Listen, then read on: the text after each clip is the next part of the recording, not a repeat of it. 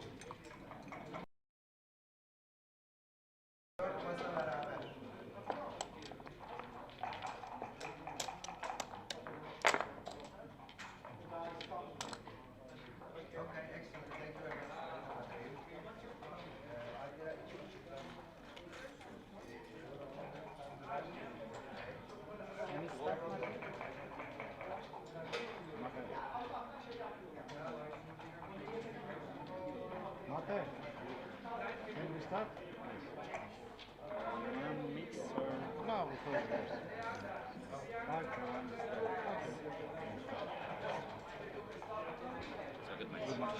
Thank you.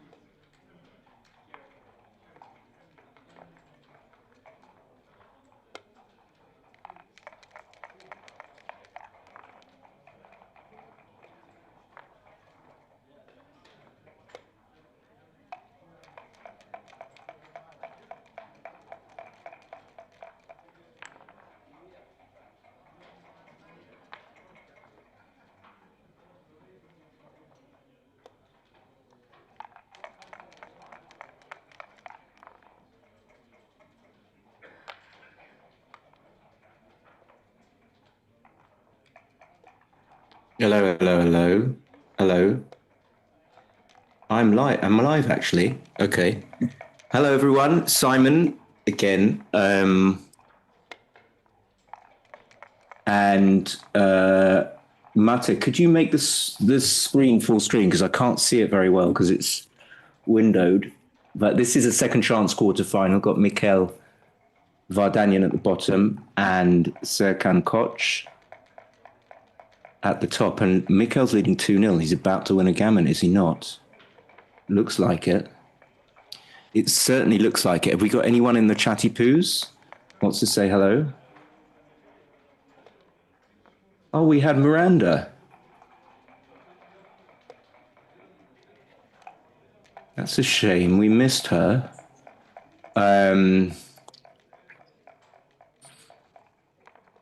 Mikhail Vardanyan, the Super Grandmaster from Moskva. Open program project. Okay, he's doing it now. He's putting me on full screen. I need the proper right conditions to work in. Okay, so now I see it. I see Serkan there with a lovely metallic grey t-shirt and Mikhail sporting a collared sort of jumper, maybe with a little zip that I can't quite see, and the glasses, both looking very fetching. So Mikhail's just bringing it around. He's going to win a gammon. I mean, he shouldn't do, but he might. And he's already sent a 2-cube, so he's definitely going up 4-0, and it could be better. Now, in the quarterfinals of the second chance, we have Will Cockrell playing Umar Aras.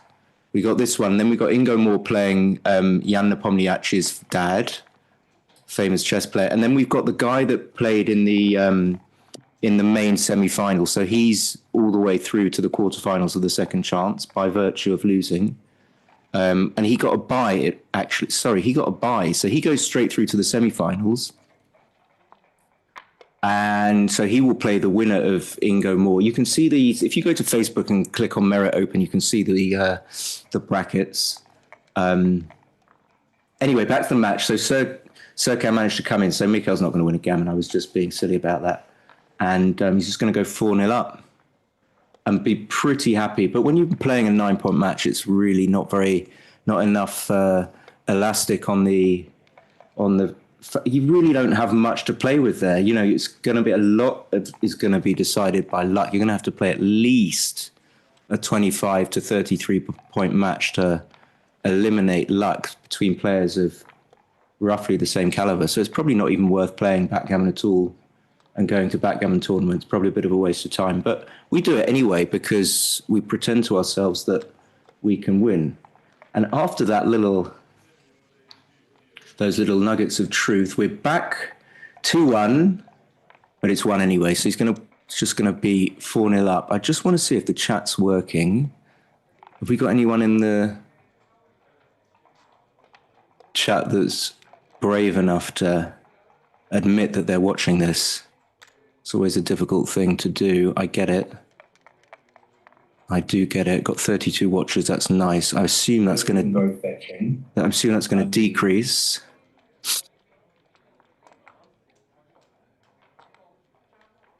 And Mikhail brings it home. Beautiful. Really beautiful.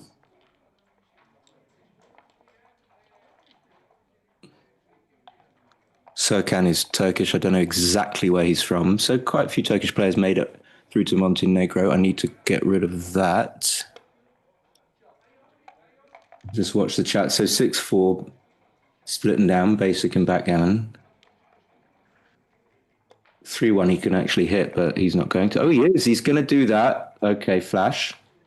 A bit flashy pants. That's actually the right play, probably. I don't know about this score. 5-4 just makes the anchor. Not going to make the 9-point. You can make the anchor. Why would you make the 9-point? You can make the anchor. That would be ridiculous. 6-1.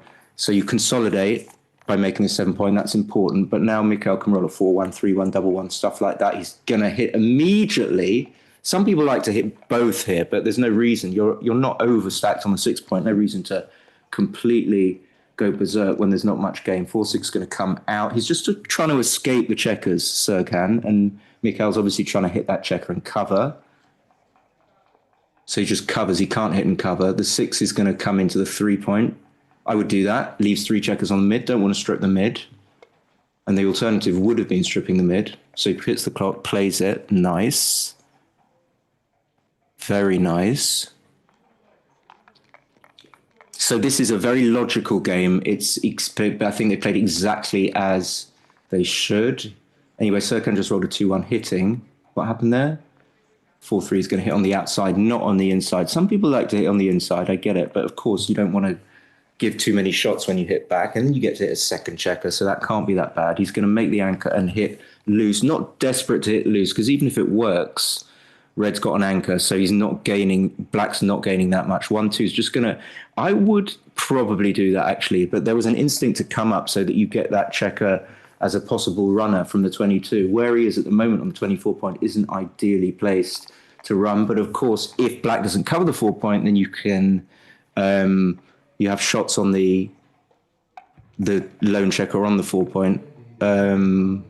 It glitched, so I lost the roll, but I assume it was a 5-4, so he runs out all the way, double 6, and it looks like, well, it certainly looks cubable. I don't know if the race is large enough to justify Mikhail passing, but I can do a quick count: 68, 90, 120, 7 for Black, 66, 730, 109, 39, so it's 12. Hello, everyone. Chat is working.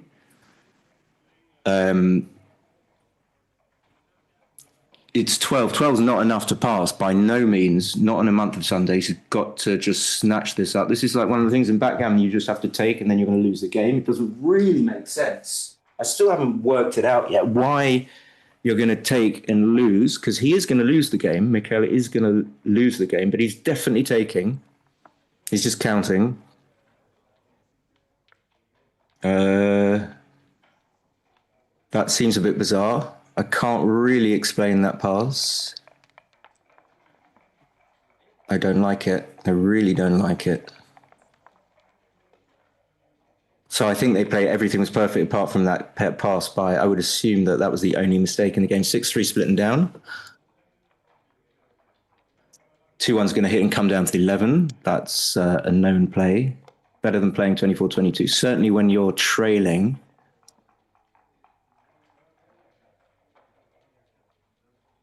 Does take a little while to shake this one. I forget. I'm thinking this is bar. This is only a third roll, but we should know it's bar 23-39. I think he knows it. So you coming on the 23 because you, in order to stay out of harm's way. Double 1, yeah, making the 5. Don't know what you should do with the other 2, but I didn't have time to look. Double 4's just going to make both points.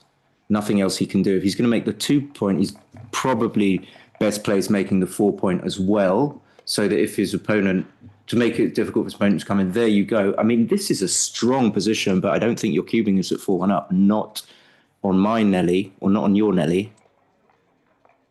But, okay, he does. What? Possibly. I mean, it's very strong. I did say it was strong. I would be extremely surprised if this is a technical pass. It could be a practical pass. It looks like he's passing. If someone does that and they don't take immediately, there's a very strong chance they're passing. So the think and the take is rare. I mean, it obviously happens. Let's put the think and take at 20%. But the think and not take is 80%. So that's the other. That's anyway. So yeah, if he's not taking immediately, it's a very good sign for Mikhail. So he can do a lot of like putting his head in his hand and all that kind of stuff, but he doesn't want to take it. So something's going to have to like make him feel a bit gung ho or something. Oh yeah, okay. He is taking. Okay, I don't think he likes taking that. His face, he looks very uncomfortable. He looks very uncomfortable, and then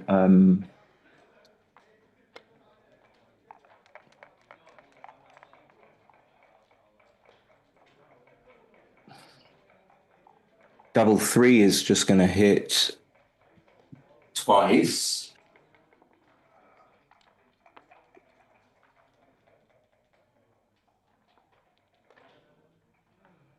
Double three is going to hit.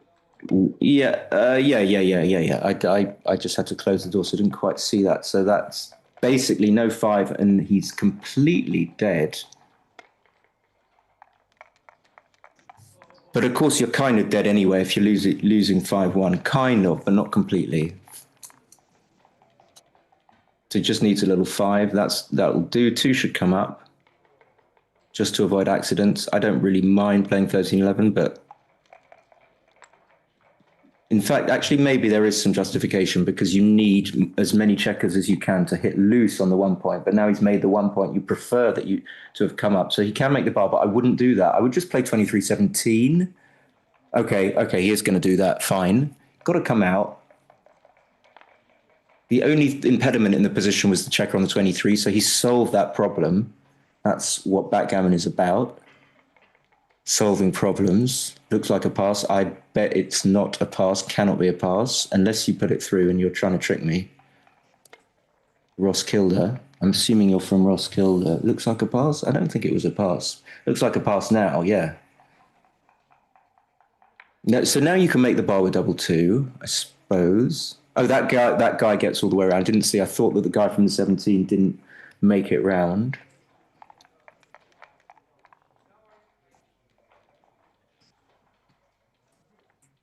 And there's nothing to see here, just have to wait and wait and wait. Boring, just to see whether red's going to leave a shot and be hit. So we might want to fast forward, actually. There should be like a fast forward option for bits that are a bit boring, but nothing happening here.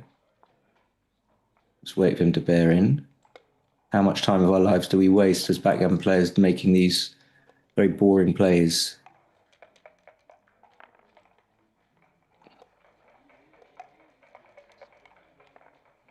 What looks like he's holding the dice as they come out of the cup, which is a good technique. It's a viable technique. Anyway, so Mikkel is double five, not the best because it leaves the bad 6-5-6, 6-5-5-4 double shot thing. The bare points on the outside can be really bad, but of course, if you don't roll one of those, it can be a reasonable structure. So that's a very good structure. He's just going to go take him to the 4 point. He knows that. He looks a bit like a sort of KGB. I mean, I know this is. He looks like he's just got the thing. That's why he looks like an agent. Sort of. He's got someone in his ear, just not telling him the moves. Of course, that would be. He's obviously far too strong. He knows better than that. But I can't see the other headphone. In fact. So this structure is, yeah, he's delighted he's got 6 checkers off, but it's a shot leaving kind of structure with 5 checkers on the 3 point. 4-2 is delightful, but still, if you carry on rolling twos, you're not going to be happy. I suppose that if you look at this structure here for red, he doesn't have any particularly good numbers. There's no number that makes his structure good. So in fact, what we're looking to do is to rewind and try and foresee that we might end up making the structure. Of course, you can't know that that's going to happen because it depends on lots and lots of rolls, like 4 or 5 rolls before that, and lots of possible dice combinations. But okay, but now if black goes, then that makes 2-1 and double two very good. So he shouldn't have run. He certainly shouldn't have run because that made red's life easier, and certainly should have run because of the score. He didn't need to. If he's trying to save a backgammon, he's not that incentivized to do so, being 4-1 down. So he's just going to have to stay.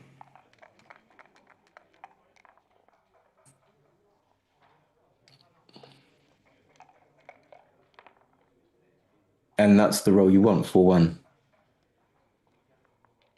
So I guess you run with 4 checkers at this score. I mean, you don't want to lose a backgammon. And it's over. It's pretty much over, isn't it?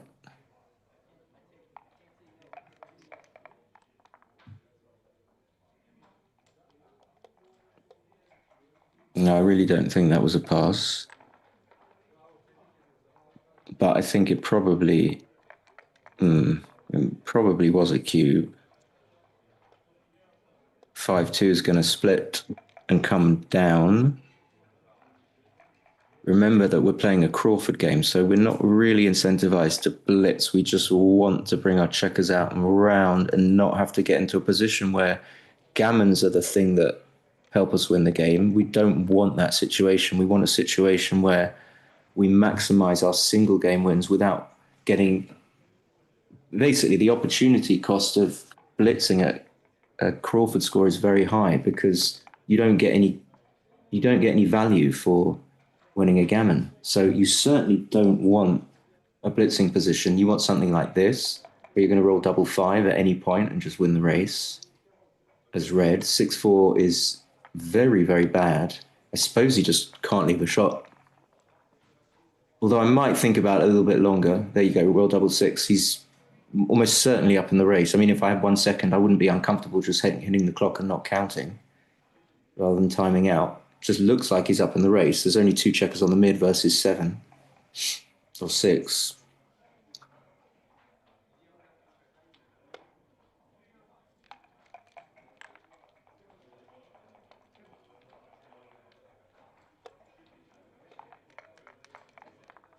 Oh, double 4. What was it?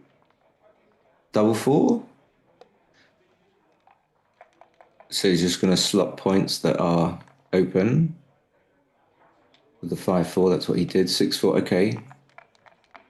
Because the race is close. That's what double 4 and 6-4 will do.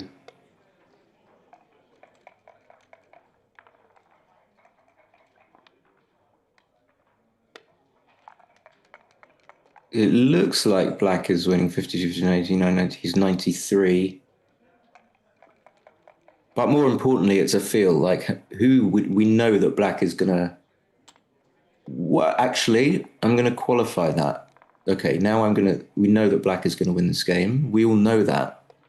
We just don't trust our instincts. And I think the people that win a lot of backgammon tournaments are the ones that rely on paranormal activity. They can't talk about it because, of course, if you do, you people think you're an absolute lunatic. But we all admit we know that black is going to win this game. There you go. So he's going to unstack with the 3. It's still important to play the checkers correctly. 5-4 is going to kind of hope and pretend to get back in there. 6-1 unstacks.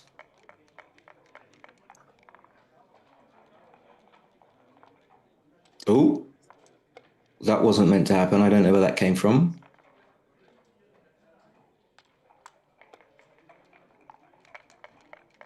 What is... I can't see the other 4-2. Okay, so it's really close now.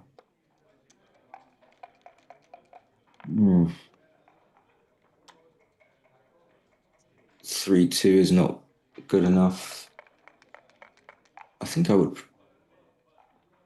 Yeah. Well, so we've rolled double 6, double 4, double 3. From where, I don't know, but this match is over.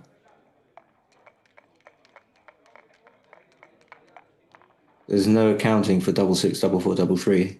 It's not in the equation. A double 4? What? For me, it's a clear pass. I will bet 10 crown. But you put it through. That's it. It's finish. You take 2 off. You won't do it, though. Oh, okay.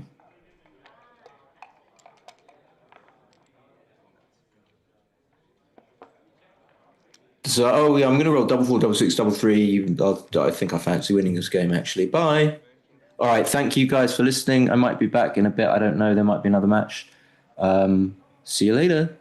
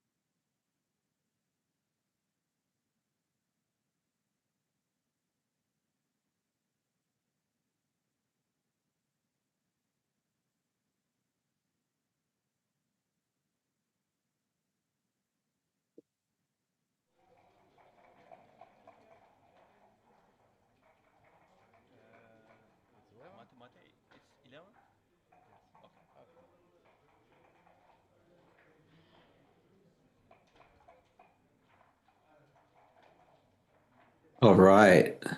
All right. Mate full screen now. Mate. I can't see shit, man. Umo RS at the top. Mickey Vard at the bottom. The unbeatable Mickey Vard. 9-point specialist. Where's my full screen? Buddy.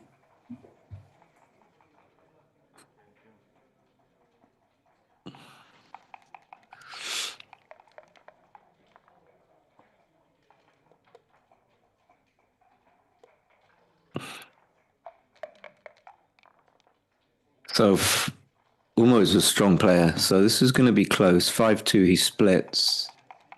He's a splitter. He's a splitter.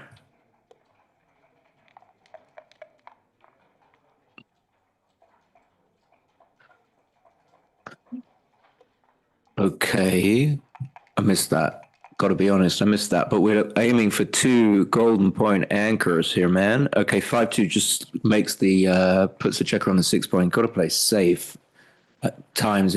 I wouldn't do that. That's just not necessary. It doesn't really gain anything when it works. 4-5 just makes the anchor. So now you risk giving a 3, but he was gonna. If he rolled a 4, he was gonna make the anchor. Mate, I need full screen. He was gonna make the anchor anyway. Double 2 just makes the 11 thrisely. Brings all 3 down because you need to block those guys in. Then makes the 4 point. I need to get a jumper.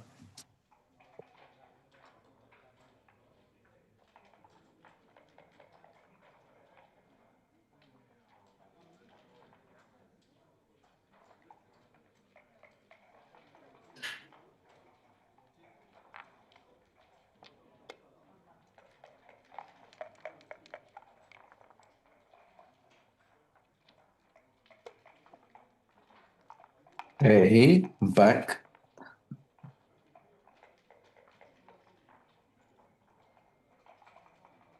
So we've still got a holding game.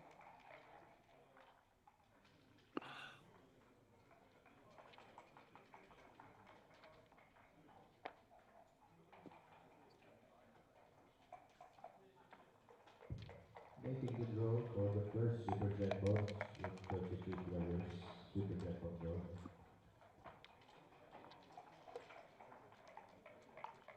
Looks like Uma's a little bit up in the race, but it's not going to make much difference to anything really. 6-2-1 just makes the 4 and plays 3-2 or 8-7.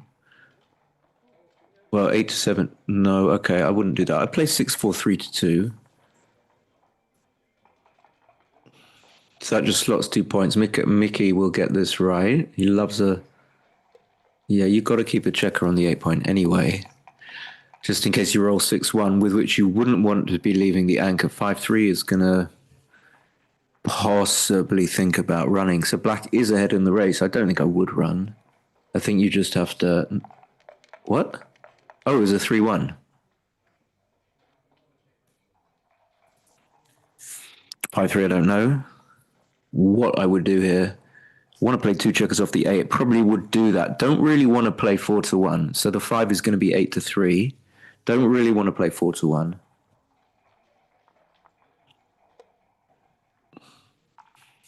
So you got to put the checkers where they belong. It's absolutely imperative. Double 6 just is kind of forced. So now it gives Umar, it's not so bad. It gives him a little bit of time, a little bit of a few rolls to play with. Double 4, he's going to come out with 2 for sure. And probably just make the 8.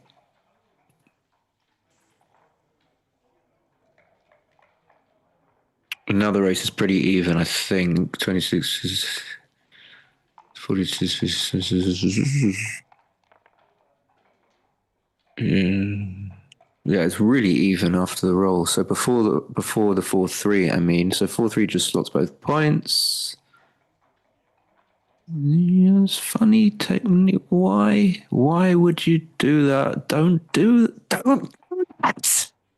Just slot the 4 and the 5 point. It's otherwise, I mean, it's just a needless.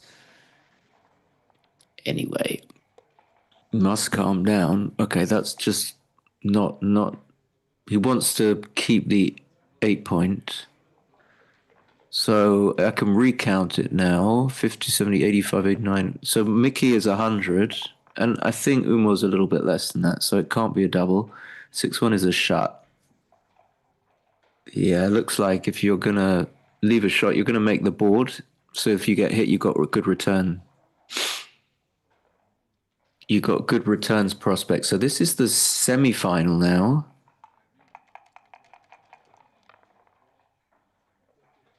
Of the Merit Open Bad Boulevard.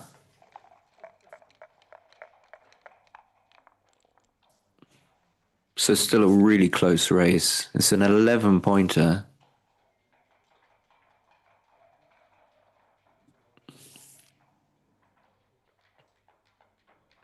Well, having said that, Mumor is up actually. Why am I 30, 50, 77? Yeah, he's got to be up 31, 47 plus those 3, 68. He's way up.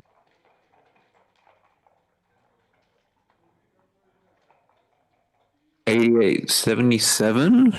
Mickey is definitely 88. 6, 74, 77. Yeah, it's 11 Pippolini. 11 Pippolini, and that just usually is a pass. There's no real reason, he even though he donked a checker on the 2-point with his 4-3.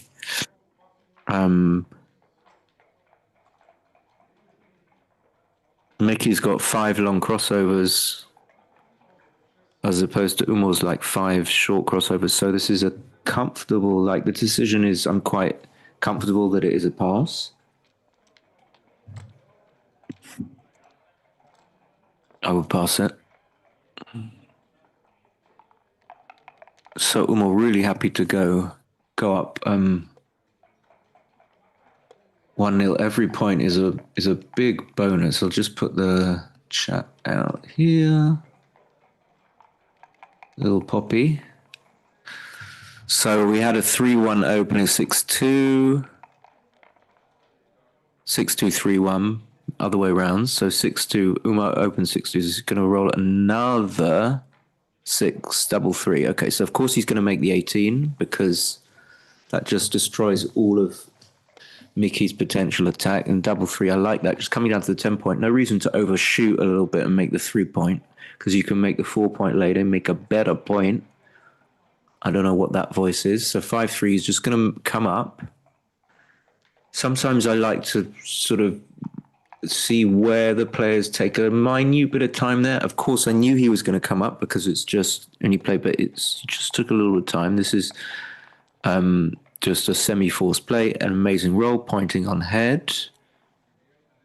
So 1-4, I think he just has to split. Same principle as the 5-3. He just has to keep on trying to get the advanced anchor because the only way he's going to win is countering Umor's advanced anchor. So that makes sense to me. And this could possibly be thoughts of a double, but without having enough builders and him having the 5-point, Mickey having the 5-point, well, this is going to double hit anyway. I wouldn't double there. This is going to double hit. Nothing wrong with double hitting. You've got enough checkers there. It's just got so much upside. So obviously he's going to do that. It's a good play. And, something like a 3x, X being a fan, 3, 4, and 3-6 are questionably whether... Okay, that's just a pass now.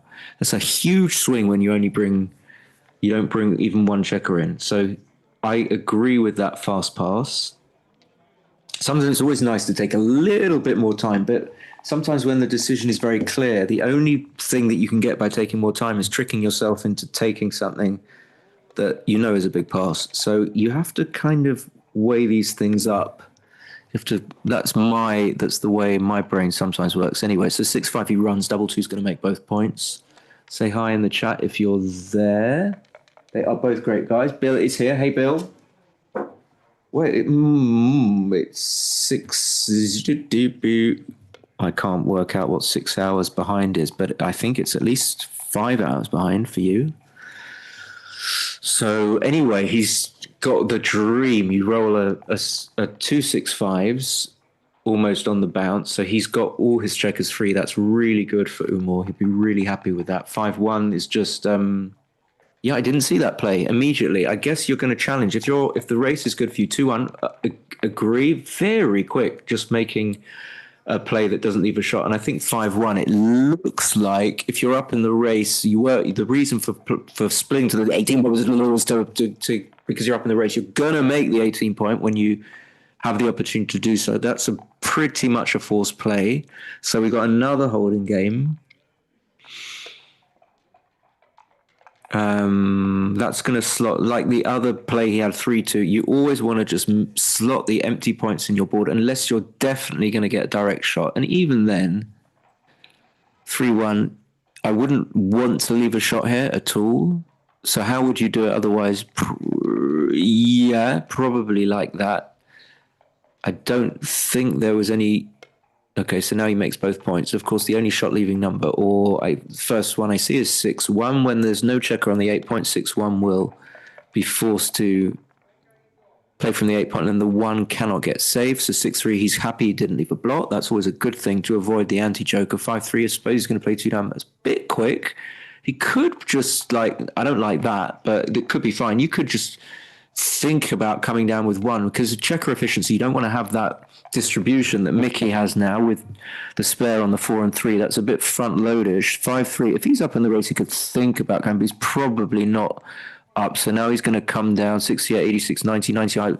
So Uma's 103 before the roll and 63, 74, 85, 97, 106. So did he roll a 5-4? So now, anyway, well, it's a bit quick. Mickey's 82 after that double 6. So anyway, okay, that's only 12 Pippolini, but Mickey has all the 10 bad 6s that are going to leave a direct shot. But luckily for him, Umar has got a blot on his 5 and 4 point and an open 1 point. So it's probably actually not bad at all he might have even taken a 6-5. You know what? And then if the guy rolls like a 6-2, is he going to hit? Or a 6-3? Jordan says good luck to Umar. Hi, Jordan. I think I played Jordan once in a WBIF match. So did he have an alternative to 5-2? Do you want to strip the mid, preparing to clear it? Not necessarily. Okay, so now if he rolls a 6-2, let's see. Is he going to hit? So he doesn't roll a 6-2. He rolls could be a 6-3. No, it's not. Okay, 3-2. I don't know how I would play it. Don't see the play. Okay, maybe because you want to. That you're going to do that. So you keep a checker on the 5 point, so that when you come to bear off, because it often leads to this position can often lead to just a normal bear off. You want to have checkers on empty points because that means you're going to take checkers off when you roll the number that corresponds to that point. So 5-2. These are always tricky. It doesn't look like you should do this. Looks like you should just play 11-6 and make the board. But let's have a little look. Obviously, it's very important to take time on plays like this. So he's 22 plus 40, 62 plus 69. 41, 56, 74. Okay, so he's up in the race. So maybe this is right. I just missaw the position. If he is up in the race by 5, you should probably do this. But he releases all the pressure. So this is I think it was still right to do it, but now Umar can just play his checkers where he wants to do so without any danger of being hit because that red checker is no longer on the 18 point. And the race is again very close. Yeah, I would, or maybe, probably need to bring a checker in. So Umar's probably up in the race, but he's got wastage. So it looks like pretty even, almost exactly even to me. Am I talking nonsense? No, I don't think so. I think that's probably, there's a slight symmetry in the position now. 5-2 it's okay because it takes 2 checkers off. I forget the name. Bill will know who's in the background there because he was in one of the last rounds at Dubai and, a very canny. What's his name? Need to know his name. Can't remember. Anyway, 6-3 is a great roll. takes the 2 spares off. And now I don't think it's still not going to be a double. Well,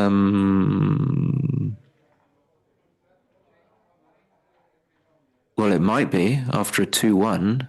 So that's this is 40 for red.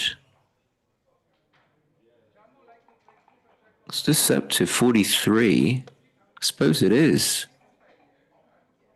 Why am I getting the... Okay, no, he is going to double. I just got the impression he wasn't going to double. So this is just a take. I'm assuming if it's 40-43, even with the poor structure, there are enough rolls there. Or let's put it in the other way around. There aren't the game isn't close enough to the end to justify a pass for black. I mean, there's so much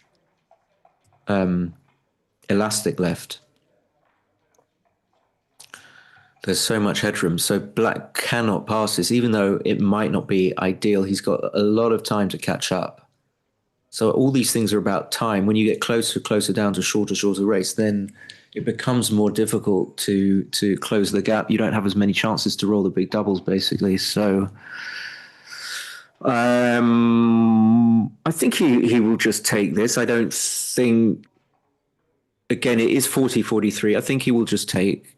I just think he's having a think. It's nice to just stop and use time and just check that you're seeing the board properly, you're understanding, you're focusing, you're in the game, you're not kind of just zoning in and zoning out. Hopefully you'll have an idea of how he needs to play the checkers when he takes. But I'm not, having said all that, I'm not certain he's going to take. He's taking a lot of time. He could be teetering. He probably doesn't like the fact that he's got... Yeah, he's passing now. Okay. I'm not calling it very well today, but...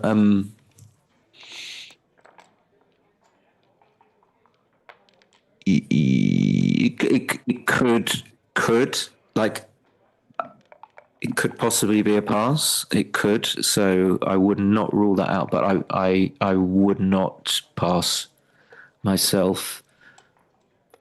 Anyway, 6-5 is another 6-5. So he rolled 2 6-5s last go. It's how he got in a good position.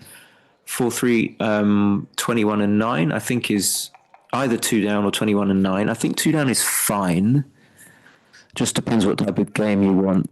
5-1 is just going to keep playing safe, so there's no alternative to play the checker to 23. So Mickey wants a 4-1 or 6-5 will do, but it's a bit deep, but it makes a point. But it strips the 8. But a point in board is a point in board. Double 2 is amazing. Pointing on hit and making 11. So that's a huge value gain. Whatever Mike rolls, unless it's like a 5-4, always reminds me a bit of falafel, Mickey. And 2-6 is not good enough. This could be just, it's not a double, but I would stop and have a little look just to double check. Like double 6 is crushing, absolutely soul destroying. And apart from double 6, double 3 is not, you can't, the only roll that hits both checkers and makes an amazing position is double 6. So I think that's 40. I think it was 40-43. Exco says 42-43. I think it was 40. Because he had the 5-point board, but didn't have any checkers on the mid. So he's going to keep. I think this is reasonable, but I wouldn't double. Probably a bit early. 6-1. Very happy. Hi, Eric. Very happy to roll a 6-1. And he shouldn't do anything other than make the burr. And he does so. 5-4. He's going to have to hit on the deuce. Because there's no other way of protecting the blot on the 20 point. You don't want to give black his full roll and allow him to make the point on your head. And this is the only way of defending yourself. So 3-1 would have made the point had he not hit. So Exco says must take. Yeah, I think so. So a little bit of delay on the chat. So Mickey just must roll a 5, and he does. You can't complain that you've got the bottom board if you roll the 5. So 2's going to come down because there's nothing else. And still, there's some danger for Mickey. 3-1 is just going to carry on hitting. I think he'll just do it. The blot the playing to the 21 is, it's not necessary to play safe. Or you could look at it many ways. Even though Uma's leading 2-1, first of all, he probably shouldn't have cubed that anyway. But since he has, and since he's not really desperately trying not to get gammoned, and since playing 8-5 is not that dangerous anyway, he should just play 8-5. There's no reason to do anything else. I'm sure Mick would be delighted if Umar plays 24-21, which is obviously other players considering, but there's practically no who does do it. Okay, I might be wrong. I wonder if someone, what do you guys think? I wouldn't do that, but every time a player does something else, I got to admit, I can't. If someone else does something different, then you've got to, some sense, go with them. 5-something, 5-1 he'd have played, 6-5 he'd have played, 5-4 probably. Just run to the 15. I like the. I mean, you don't play 6-1. Okay, lovely. He still keeps the checkers in good spots. He's not under too much of an attack. Double one just makes the. I'd like to make the 4 point in his head, but is it feasible to pass up hitting the checker on the? Yeah, you can't hit both checkers. Okay, maybe you do this. But then the downside is you don't point on the person's head. But if you point on the person's head, the downside is that you don't hit the checker on the 50 on the 10 point, which the other guy might get safe later on. This didn't see. This is, I like this or making the 4 point. But this is probably better than making the 4 point, since why are you going to leave shots? Is there a reason to leave shots? Is the 4 point that good that you're gonna leave shots? Now I'm confused. So yeah, you look at a play. I think the best approach is just to sometimes not to put the. It depends who you are, but sometimes not to put the position on the board and just take a moment to let your brain see things and the how certain roles play if you do this versus if you do that. And if you put the checkers on the board, then you don't give yourself time to really consider one or the other. Anyway, he comes in, hits back, goes to the 18, so gains the initiative again. 5-4 is not bad because it cleans up the blot on the 9. So of course Umar just wants to roll a 5.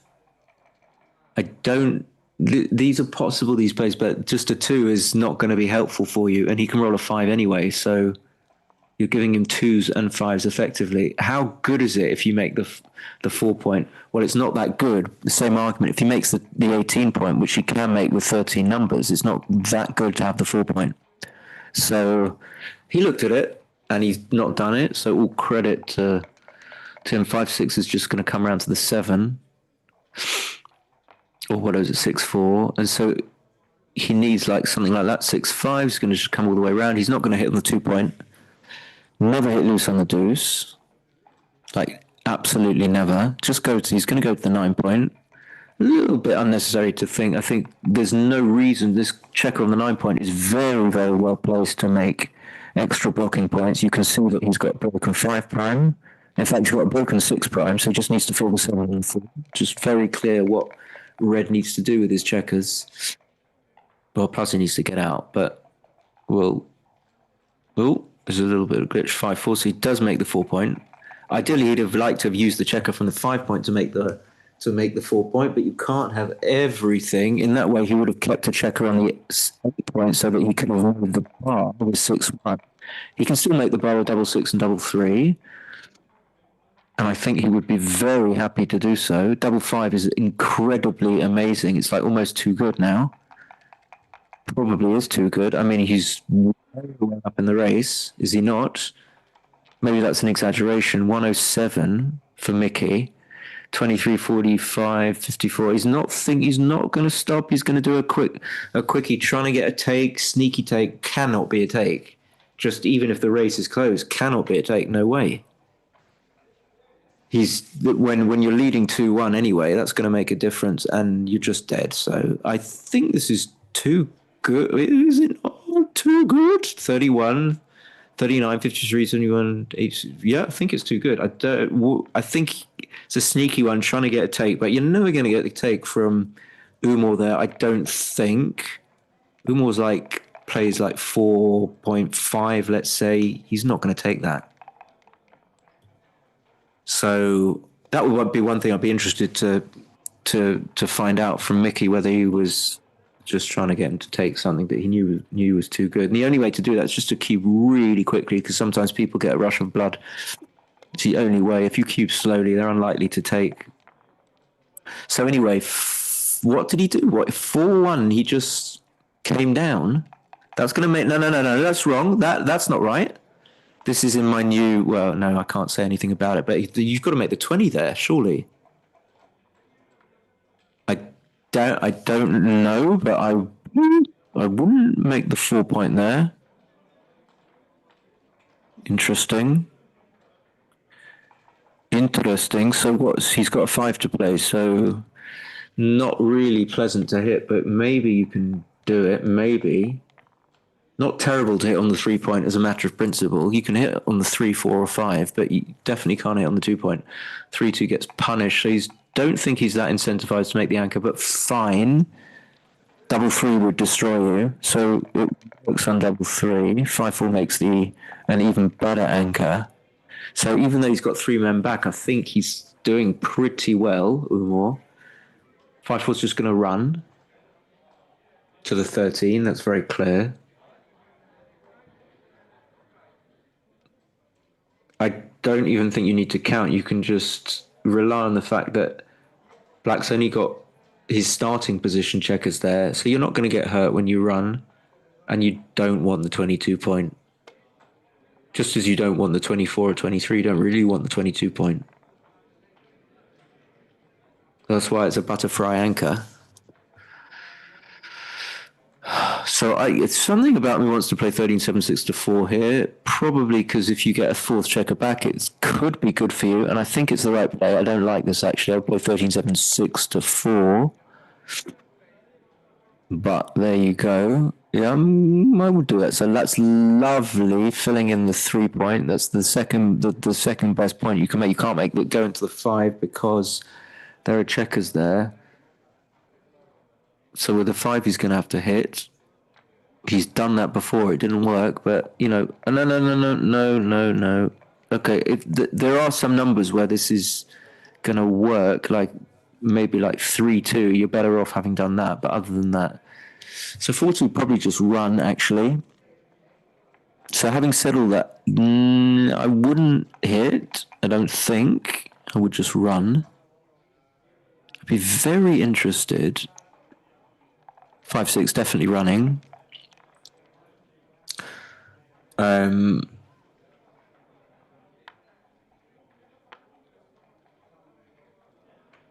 4-3 would like to come out. Can we? Yeah, we can come out to there.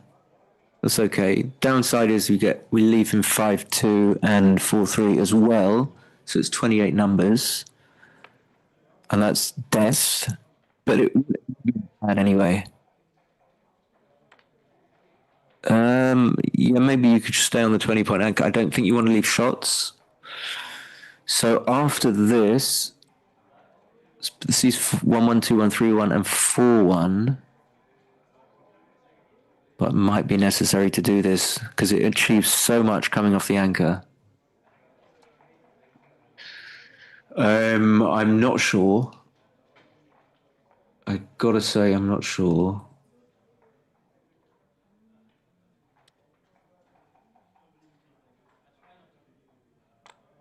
So what are we worried about? If we don't come off the anchor and red rolls 3-6, 5-4, 4-6, that's 6 numbers. We don't have any coverage. I guess that's bad. That is bad. So maybe we need to come off the anchor and leave the ones. And you get returns anyway. Yeah, this looks like clear to me now. Now that you factor in you're so desperately sad if he rolls a 3-6, 4-6, or 5-4. But if he rolls a double 1 or a double 3, but there are far fewer double 1s and double 3s than 3-6, 4-6 and 5-4. So as early as possible. We will allow 6 rebuys in the second one on the basis of it's playing difficult below backgammon because you 7. need to know Three jackpots. You what play you're 24 doing. Otherwise, how can you decide? euro. So I guess if I'm right about this, you need to know that Available spots. you're trying to protect against the 3-6, 4-6, and 5-4. Match length. In Super Jackpot, we are playing till 11. And then You take till if you know that you're doing that, then at least you can decide whether you're going to do something that protects against it, which is coming out from the anchor. But if you don't know that, jackpots. then I guess you're just relying on some sort of Preference. pattern recognition or visual Jackpot, which thing. So I would do this for that reason. It might not be the right play, but that's my reason. So he does get hit back with a 2-1, but he gets returned. So he gets all the 2s and 1s that aren't blocked. And probably being hit back, it can't be a double yet. But anyway, so he could have thoughts of some people like, yeah, he's picking up the checker. I don't know, to be honest. Probably would just play down to the 14, down from the 14, and not leave shots. Red did have blots. He cleans them up. No, he shouldn't here. He should just make the 9 point. That's definitely not. I'm fairly sure this is not right. This leaves way too much. I don't know why he didn't see that. What do you guys think? Did you see that 4-3? He should just make the 9 point. Let's use like so many shots. Okay, it's worked out for him, but he can't double yet. Of course, 2s are duplicated. He really wants to make the 2 point with a 2 and not with a 6, but then we go, oh my God, what a number. And now it's just a double pass, don't know, too good kind of thing if black doesn't roll a 1. If black rolls a 1. So again, is he going to do that fast cube thing? I think I would. Yeah, the problem is if you're not sure whether it's too good yourself, you cost yourself a lot by just cubing in the hope that your opponent's going to take. So he might be going for a different option, which is like trying to pretend he doesn't know whether it's a double, which is sneaky. I don't know if he's doing that. I shouldn't cast aspersions, but was just not taking. So let's just say that Mikhail's genuinely thinking about whether it's too good or not, and he's not thinking that. Okay, well, I think it might be. So I think Mickey does a sneaky things here over the board. I'd like to know. I don't know him very well. I'm sure he doesn't mind. Like, we all do stuff like that. You gotta introduce a bit of poker into it. Okay, they're going for a break, and I'll be back in a bit. This is a good match, actually. Don't go away.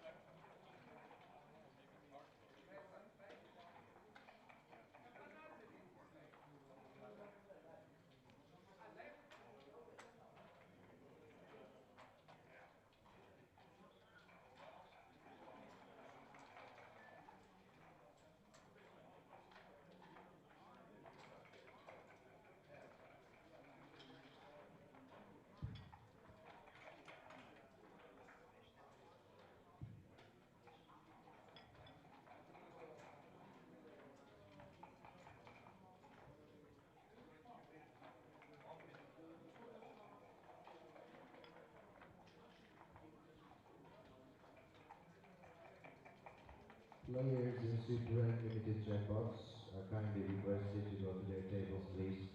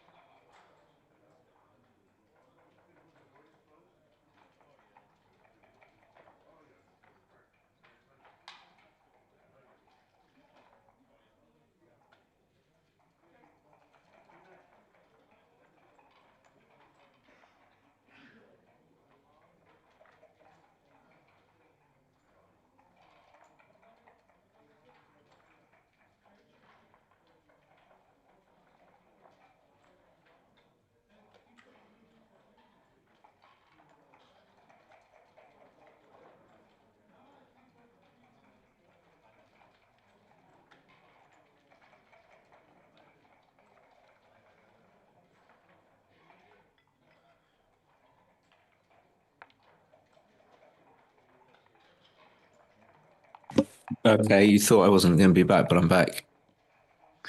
I am back.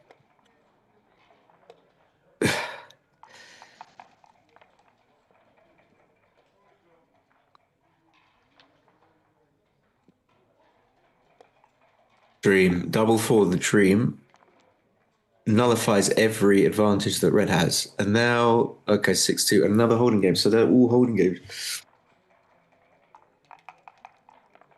Which makes it easy because you can't really make mistakes. Yeah, I think that 5-4 correctly goes to the 4 point because that's where you want the checker. Double four is just going to come all the way around to the 10, but it's not going to be enough an advantage to cube next go, I don't think.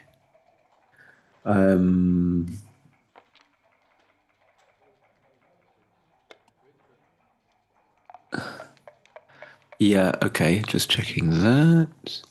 So 134 for Mickey. Anyway, okay, he's not cubing. So 4-1, probably just play 13-8 because you don't want to put a checker on the 3 point, especially.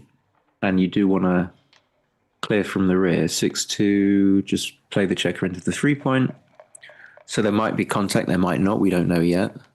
I wonder what percentage of games reach end in contact from here. I suppose the ones where most of the ones that black are going to win. Most of the games black is going to win, are going to win, are those where he hits a shot. Although having said that, red doesn't have that much of a lead. If anything, 46, 78, 108, 1's 15. 4-1 just plays 8-7, 6-2 like that. So I think he is up in the race. He'd be happy to roll like a 5-3. Very happy. 6-4. He'll just clear the 10 point, I think. Yeah, he does it quickly.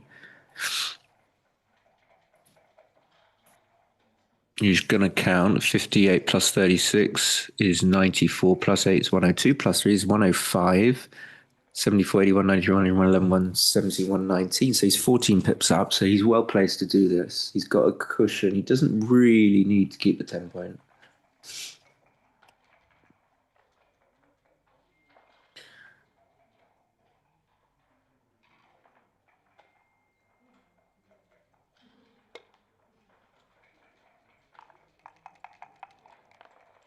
It's the clock. Yeah, looks like it's Daniel. Oh no, it's not. It's Fernando, I think, in the background. Double 5. Okay, so he's now going to be 6 down, or Umu's going to be 6 up.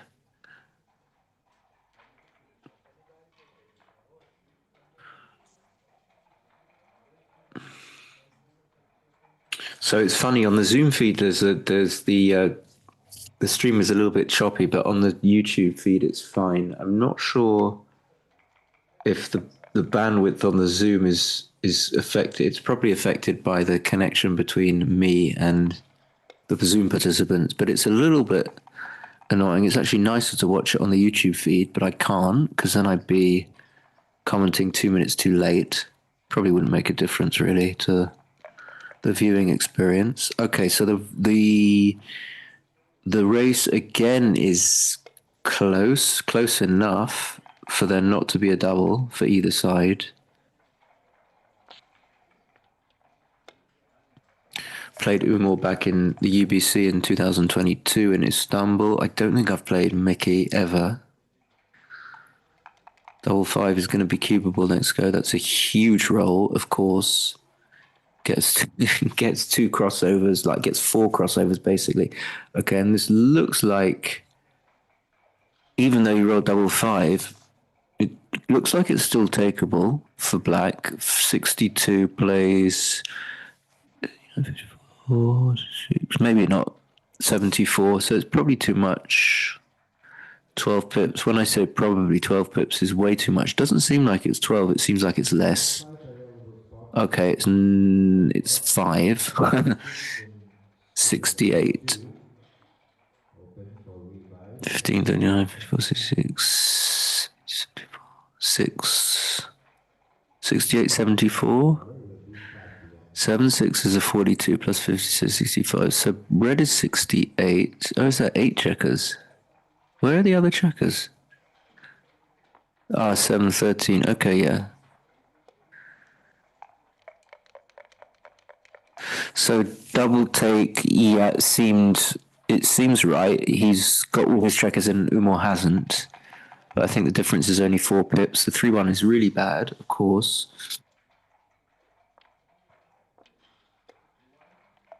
6-3, I think I would go to the vacant spot. I like that. So he's already gained. Races are funny things. You know, you double and then you roll a bad number and then you're almost like an underdog. Such a strange thing. But I suppose in theory, you probably shouldn't double if you're going to be an underdog if you roll a bad number and your opponent doesn't roll a massively good one. Okay, double one, not good.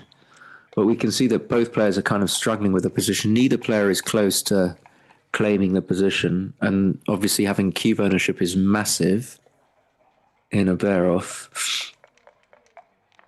3-1 is a bit of a pony roll.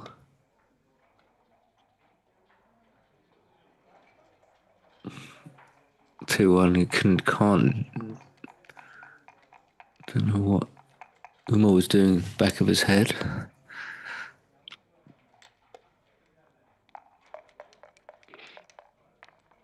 So I think Mickey's 1 pip down before the roll, so he should be 5 pips up. 6 pips up, if I can count properly. So one up, 10 down, 10 up, even. So it looks so far like there isn't going to be a requeue, especially after that 2-1. That was a great sequence for Mickey. But there's still a lot of play left. There's a lot of play. I mean, how many rolls on average will red get off in? I don't know. Too difficult a question for me to answer. 6-1 is, yeah, pretty, it's okay. So you can see black can still win for sure. And this will help.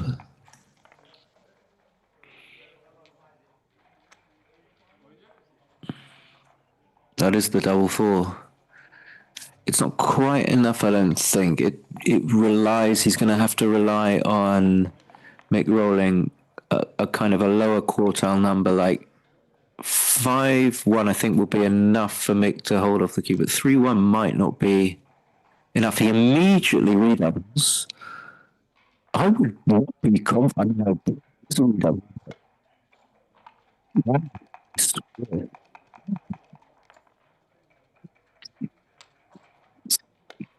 Saying contradictory things, but I think there's a lot of good trust and just make sure that there's a lot of as in, you know, you can just pass for give up 2 points, and he's taking. Seemed like a redouble take. It is the in short saying. The one problem is from 6 to 5. I don't think there's ever any rookie. I mean, if it all goes badly on his next go, I don't think. So he shouldn't do this. Oh no, it's equal. Okay, so is there a difference? This is, I think, 22 rolls as well. So the only reason you would do this.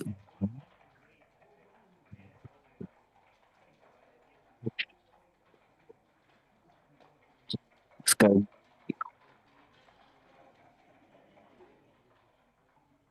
It's not true. It's saying.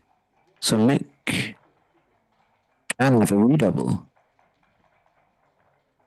He can, although he's leading 4-2.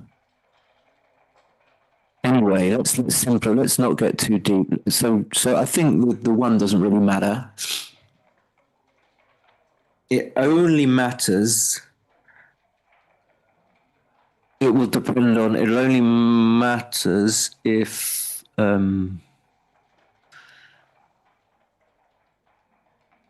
either Mick fails to roll a 6-6, 5-5, 4-4, or Mick rolls well enough and Umar happens to miss, but he's going to miss 22 times whatever he rolls, whether he keeps the checkers on 5 and 3 or 6 and 2. I think it's exactly the same. When I say I think, I kind of know that. It's just a thing I remember. 22 versus 14. Okay, so he does this. So the game is definitely not won. Okay, there's the 3. Okay, and then it's just there's no recube now, of course. If Umar misses, so he would have taken off whatever he'd done with the 1 there, and he wins. So something makes me think about that continuation, that the redouble was maybe suspect. I don't know. He redoubled really fast with 5 checkers. I can't remember where the checkers were, but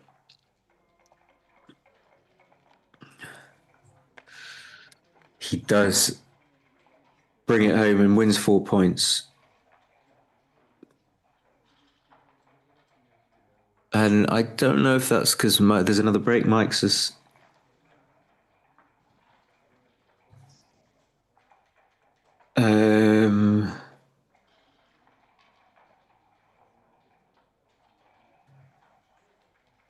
But he's taking another break.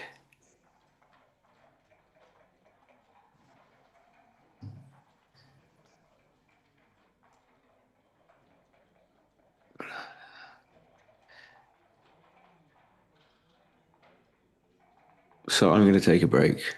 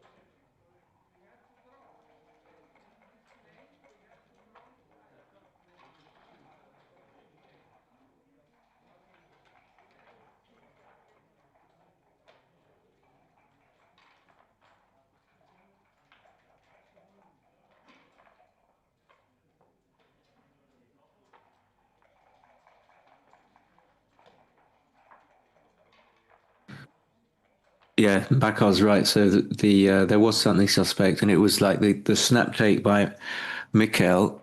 So it was a very big pass, 0.169 on 4 ply. 0.19 gets much higher on XG plus plus. Especially because you don't want to take a 4 cube leading 4-2, but I don't think it's going to make any difference whether or not it's. I think for money, I think I already put it in. If it's a redouble, it's still a side. It's not a big pass, but it's still kind of a comfortable pass. It's still a 0.081 pass for money. So you just think a lot of why you would pass a cube or a redouble is obviously because you're not going to win, but also because you just don't have any recube. So even if it's a money game, it's difficult to get a recube in as black. So I think Mikel I don't know, I don't have enough information, but I get the sense that sometimes he's just I'm just taking this. I've got 4 checkers, you've got 5. I think he should take a little bit more time. Hello, Dice Man USA.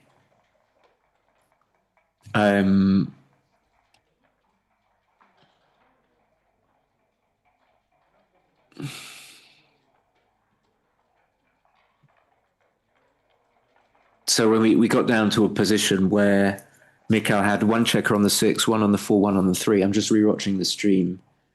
And after Umo had just played his, I can't remember what the dice roll was, but he thought about whether or not he should leave 2 checkers on the 5 point and the 3 point, or whether he should leave them on the 6 and the 2 point. And it happens to be the same. But this was a position where Mikhail certainly can't recube. He's a big underdog. And if he rolls well, I was trying to work out whether he could ever have a recube the following go. And it's unlikely because either he loses his market completely, like he rolled the double 3, and he would have, if Umar rolled one of the 22 numbers that didn't come off, then Mikhail wouldn't be able to recube. So he doesn't get any value for his recube. But that's assuming even that there isn't a score factor involved. I'm just assuming in my mind that it's a money game. In the scenario where he's actually, the score is a factor, which it is here, then there's even less incentive. Even if you do get a recube, your recube point is going to be a lot higher when you're leading 4-2, because winning 8 points, you get 1 over the target, which isn't efficient, and it's not good to be inefficient. So there you go. Thank you very much, Jason. Not Carl Sellers. Carl James. Isn't there a Carl Stevens?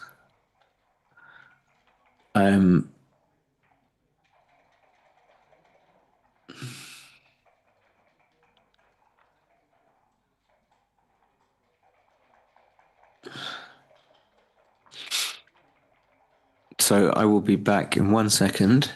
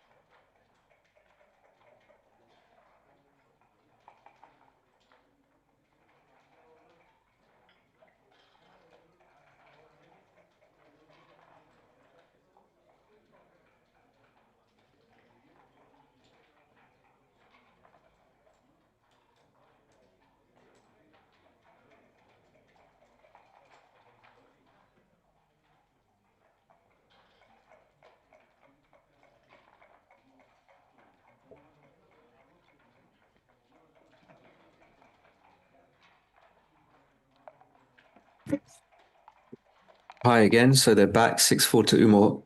Very finely balanced. 4-2, beautiful. We love that. And then we also like. No, we don't like it that much. Well, he's playing 2 down. You can do this because it's sometimes a bit dangerous to come up to the 20 point, even when your opponent has a stripped 8 point. But I think they're both good. 4-3, I wouldn't like now. Leading, okay, he does that. That's also similar logic, but I think you can also split there, especially when you're leading 6-4 to 11. 3-2 is like the bar. This structure is weak. I was telling one of my students, I do have students, unbelievably, that this structure here with the barmaid and no points on board is a weak structure. It doesn't really give you much, but there was no alternative for Mickey. I'm not saying he made the wrong move. He used to develop something, otherwise he's like, for example, here, the thoughts of making the 4 point, and you probably should. He's not going to. This leaves a punishing double 4, and now 3-1, I think, unless Mickey rolls a point making number. Okay, that's going to be way too good for Umar to think about doubling.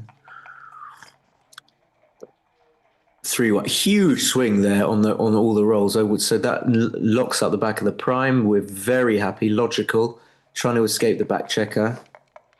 So I don't think there's anything to think about or get worried about. If was that a 2-1? So what does red do? These prime versus prime scenarios are very tricky. He's going to have to give himself time to. So black is getting closer to a good position, but I don't think I cube this from the bar. You're kind of an underdog in so many ways. 4-2 is a cocker. These are weird positions. Of course, you roll 4-4, 4-5, 4-6. You're absolutely. Well, you can't do that. That's I know where that one comes from. Hashtag UK Open. This is again. I don't love Mickey's style of these fast cubes. I'm gonna be a bit horrid. I don't have full confidence. I don't. It doesn't look like a. He's like a bluffer. He's a bluffer. Looking at it, then yeah, it can be. He does take. Oh, good. I mean, yeah, he does have good rolls. So I think might well be a cube because 4-2, 5-2, 6-2 are really strong, and the 6-1 is obviously really good. So I still stand by that. I think there was some bluff element there, unless he. Wow. Okay, double four's just going to come in and come out, hit both. That's simple enough. So again, leading 6-4, of course, you're happy to lead 6-4, but you don't get that much value from holding the cube as you would do if you're trailing. How does this clean up? You've got to clean up. Used to love making the 4 point in these scenarios, but I think how do you clean up? Are you going to just burn a checker to the 3 point? Well, if you are, you're probably just going to make the 4 point, because you're going to get attacked on the other side, so you might as well make a better board. Yeah, I have to say, I mean, Mickey plays, he's like PR's like 3.1 or something, or maybe not quite that low, but certainly not sure about some of the things he's doing. I wouldn't do that. I would make the 4.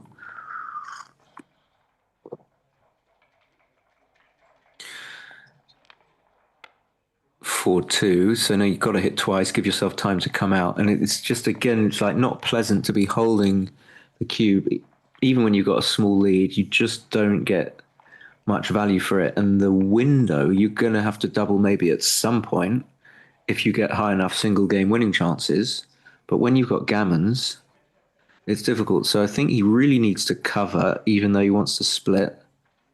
Or the alternative is the split and to leave 2 blots, which now I'm thinking he has to. But if you play the 3 now, so this was my first thought, you can't do that, because then the 2 has to be 6-4, and then you just kind of dumping the game. So I think you just have to hit and split. The position dictates the move. I think like most people would. And just I would just take a moment to double check that this isn't a double pass. I mean, there's usually you don't want to. Okay, you've got to make the points. at least one of them. You can't just hit there. That would be absolute craziness. But anyway, before the roll, so yeah, if you're going to cover, you're going to cover with the spare, and then you can just come out with the 5, or you could split the 17. But then you've got loads of pots. What you really need to do is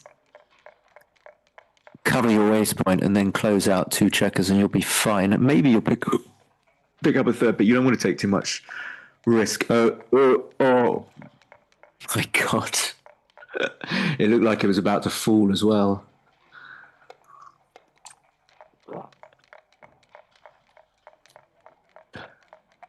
So I don't know if anyone's got any feedback on that cube from. I wasn't saying. I don't think it was wrong. I just think it's interesting. Either he's super fast and just saw it really quickly, but I would have had to have taken time. So maybe it's more a comment on how I'm not as fast as he is. But I've noticed with Mickey's cube decisions, sometimes he makes really quick cube decisions, as if to like put pressure on his opponent. I'm not a big fan. Does that cover? Yeah, it does. So any thoughts of redoubling completely out the window because it's too good? As soon as red rolls a 3, then it's too bad. And he hits.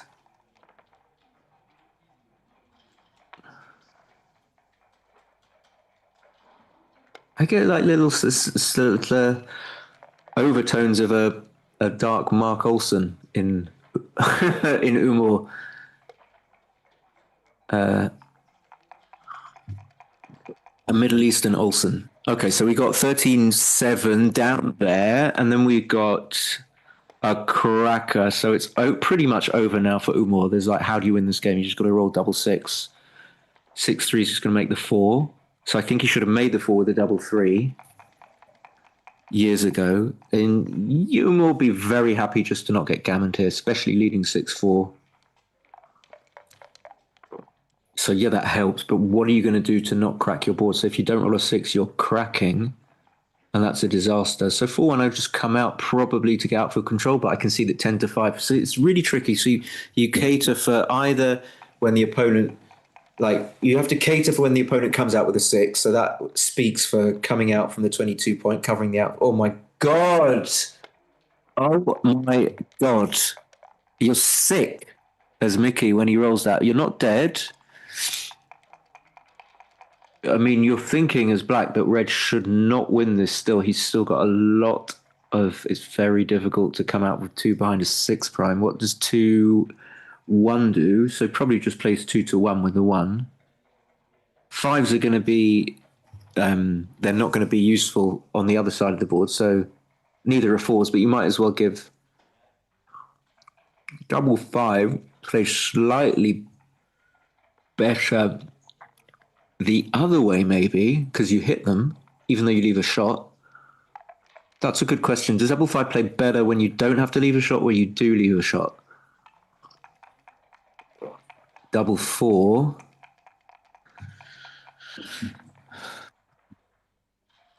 And you just sit there and wait for your opponent to roll a 6 or not roll a 6. What is that?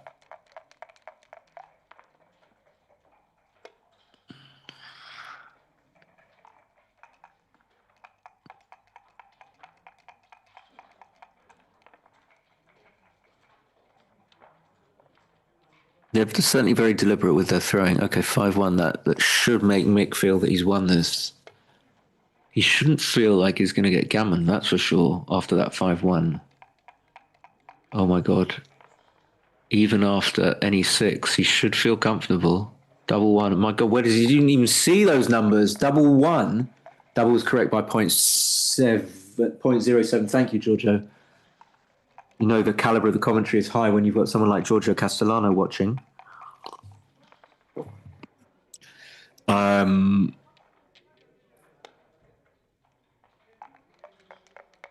So yeah, that was double 1 but we didn't roll a 6, and so again, Mickey should be very confident. Even after cocking that 6, he should be feeling, I'm just gonna either win 4-2. I'm never going to lose this game.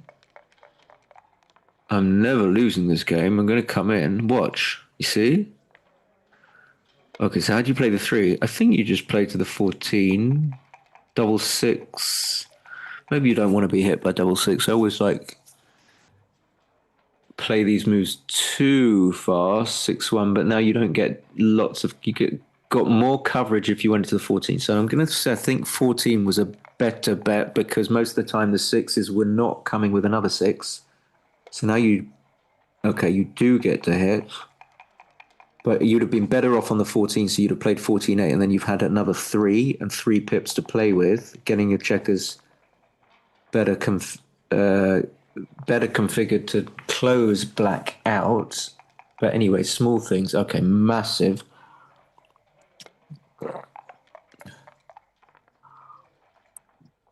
And it was like, I would bring in a builder, yeah. I might play, so what you want to try and get double 5 as a closeout number. I don't know if you can. I would, I think it's kind of fair that Mickey wins this game because he was winning. He was winning and then it went wickedly against him.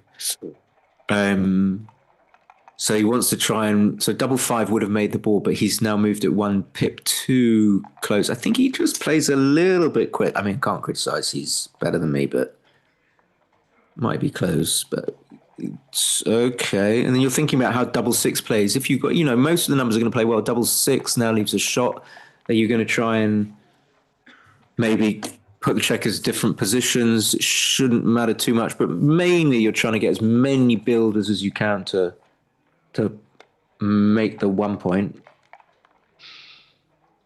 Double 6 again is awkward.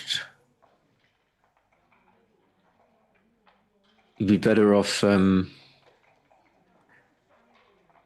Double 6 leaves a double shot. You'd be better off playing 7-6. So he's just seen that, but even playing 7-6 isn't that great. Maybe you just play 7-2, 6-5. That would be insane if that's the right play. Okay, so double 6 leaves a double shot. I wouldn't do this actually. I think I would have the fear factor not to leave a double shot on double 6. I wouldn't want that to happen. Okay, so this just goes there. Now double 6 is kind of fine. 6-1's not really that good because you take away a checker with which you can close out your opponent. Every checker that's taken off there's Hannah in the background. Any checker off reduces your chance of closing the 1 point. You really want to make the 1 point because now you eliminate any chance of your opponent making it or just coming in with 1 and staying there and acting as an impediment to your win. 5-1. Is that right? Probably. 3-1.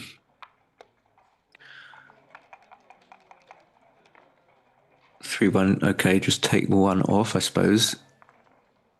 Nothing else.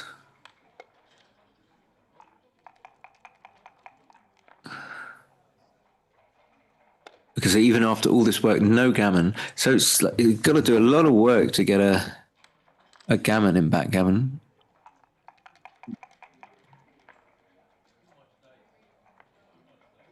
Unless, I don't know why, random thought, unless you're Carlo Melzi, this is thinking of him because of Giorgio, like whenever I play him, he just gammons you, like very, very easily. So he's kind of a different type of, he has a different type of Milanese power. It's like you can just get gammoned. But if you're not Carlo Melzi,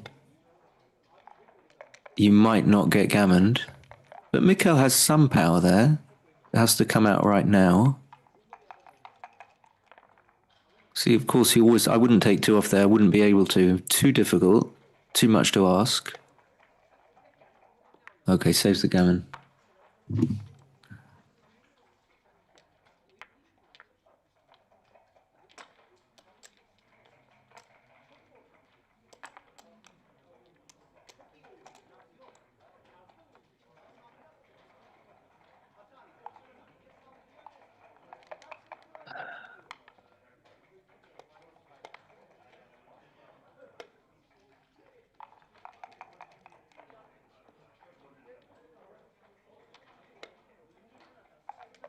Okay, 4-1 he's going to split, come down, 5-1 split, same thing, 6-1. Okay, no, this position's happened billions of times. 4, 4th, 6-3 just runs to the 14. This is obvious.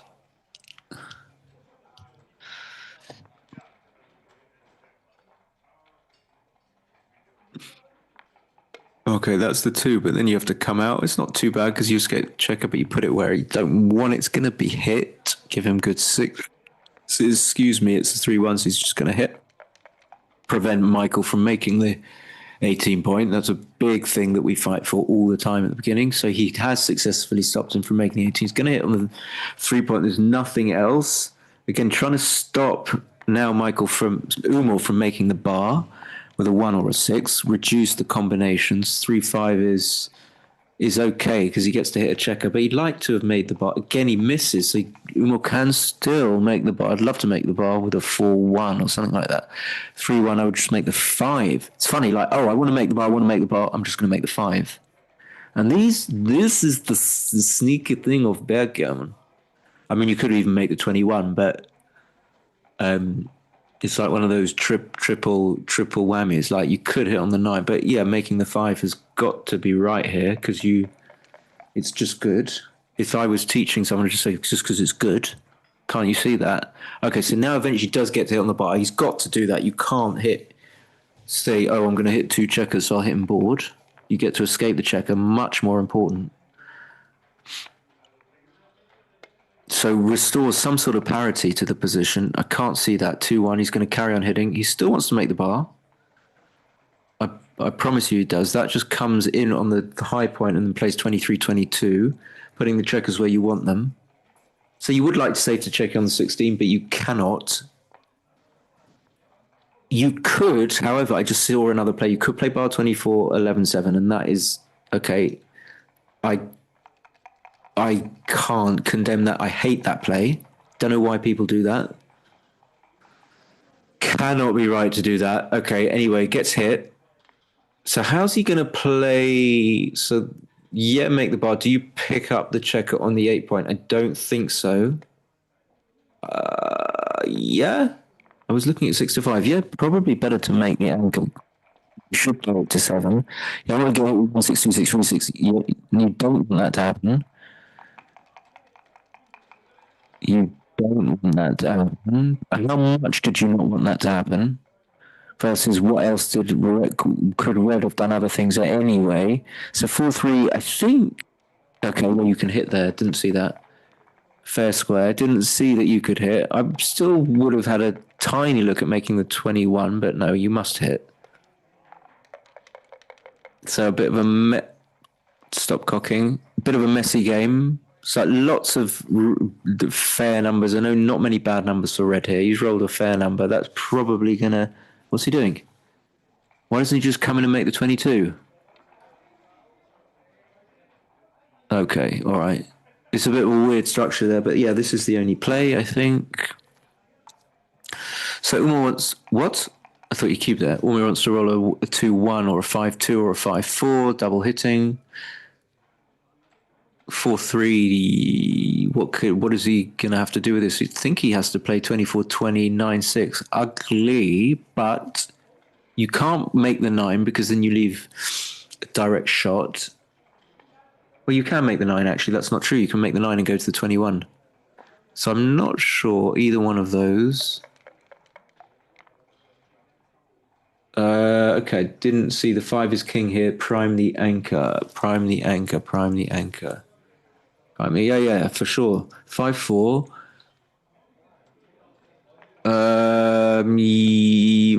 What was that? You come out, don't you? Yeah. Now my Zoom stream is major glitchy. Super glitchy. 3-2 just maybe makes, so you don't have a 3. You want to play 22-20. Do you really? Yeah, I'd probably make the 4 point. Might not be right, but I would just do this. Like it. 3-2, yeah, now it makes the 11. That's that. What? Oh, if he rolls a 3-2, he hasn't rolled a 3-2. Okay, 4-2 is just going to make the 9. Can't make the, yeah, but actually, hold on, you can hit on the 18 as well. Oh, you can just go to the 16. What am I doing? I didn't see it. Yeah, just go to the 16.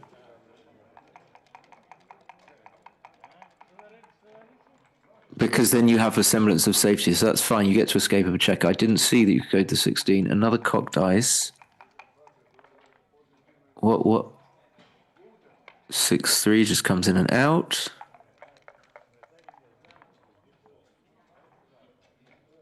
It's playable. Doesn't crack the position. It's like you're not too displeased. 4-3 probably just goes to the 6. Because otherwise you leave double direct shots, practically. You could come out and to the 18 and play 11 to 8. Let's... Okay, yeah, I think I would.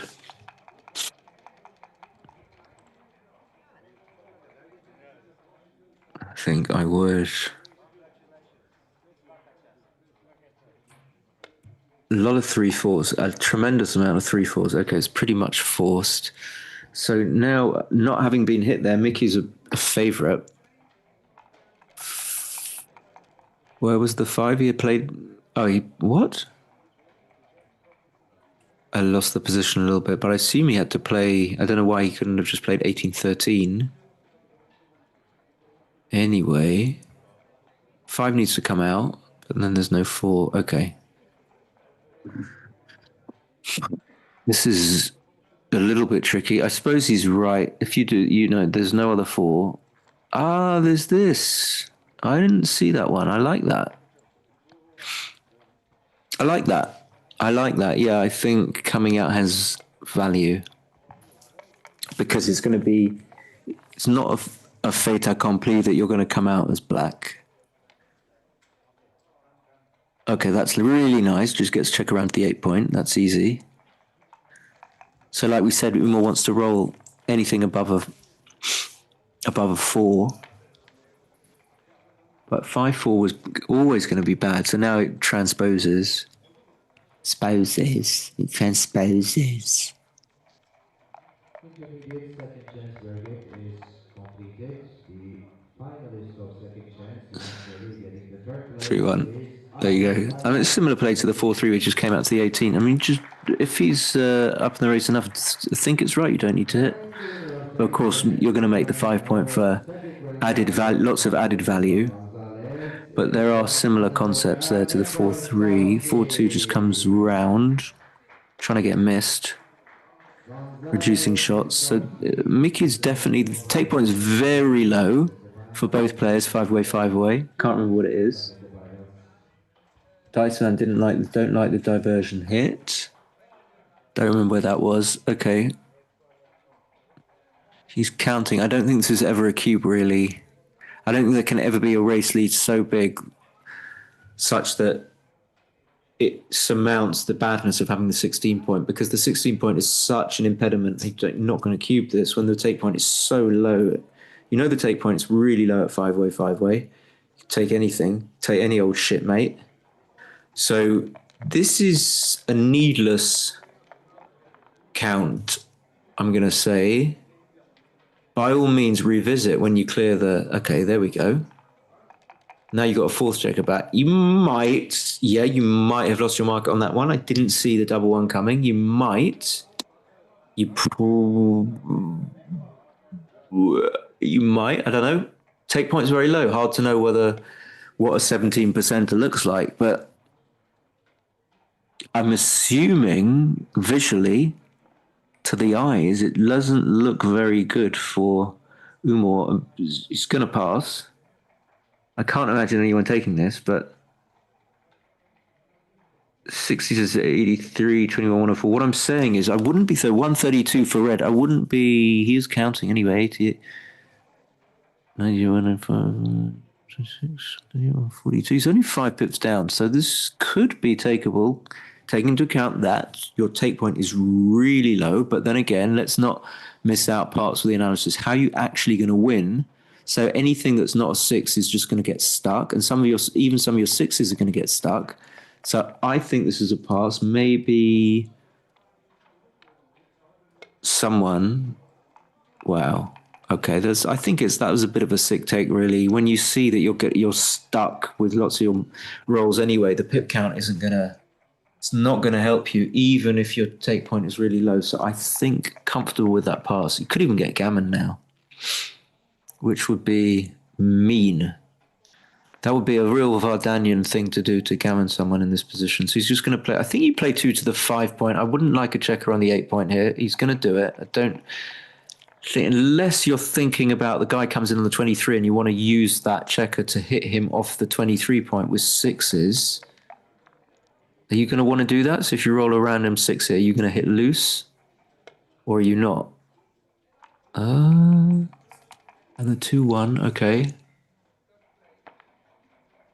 6-5 obviously helps save any sniffles of a G, and 4-1 just brings it into the 4. That's an important, and the only thing it blots on kind of is double 6, but then it's going to point and just leave a 3-4.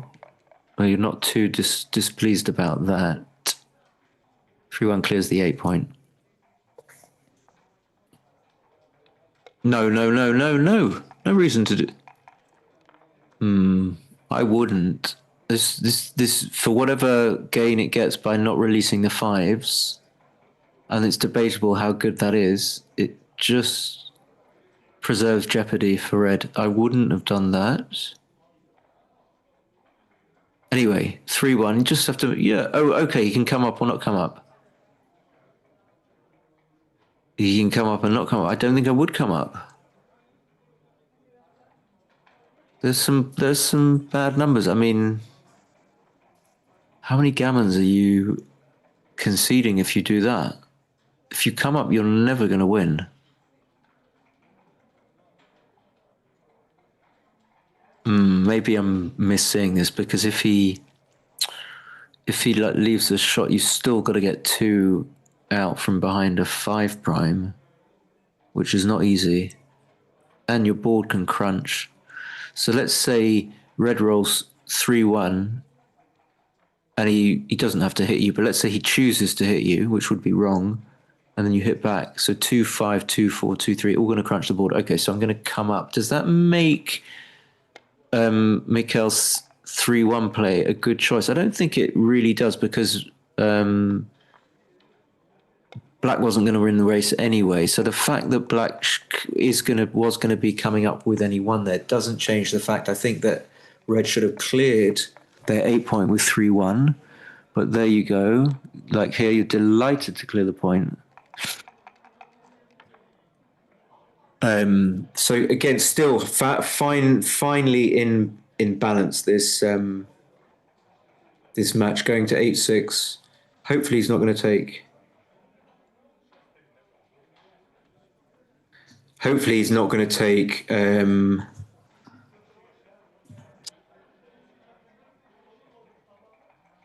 What was I going to say? Take a break. Yeah. I think Mikey is a smoker, but I don't know. But he's taking a couple of breaks. 5-1 as a cocker.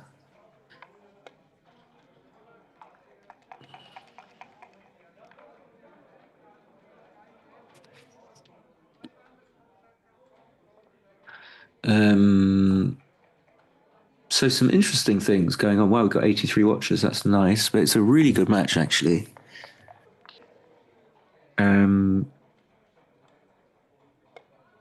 Sometimes, of course, you get matches and you can't legislate for that, where it's very one-sided. Like I think the match I commentated on between Harold Yohani and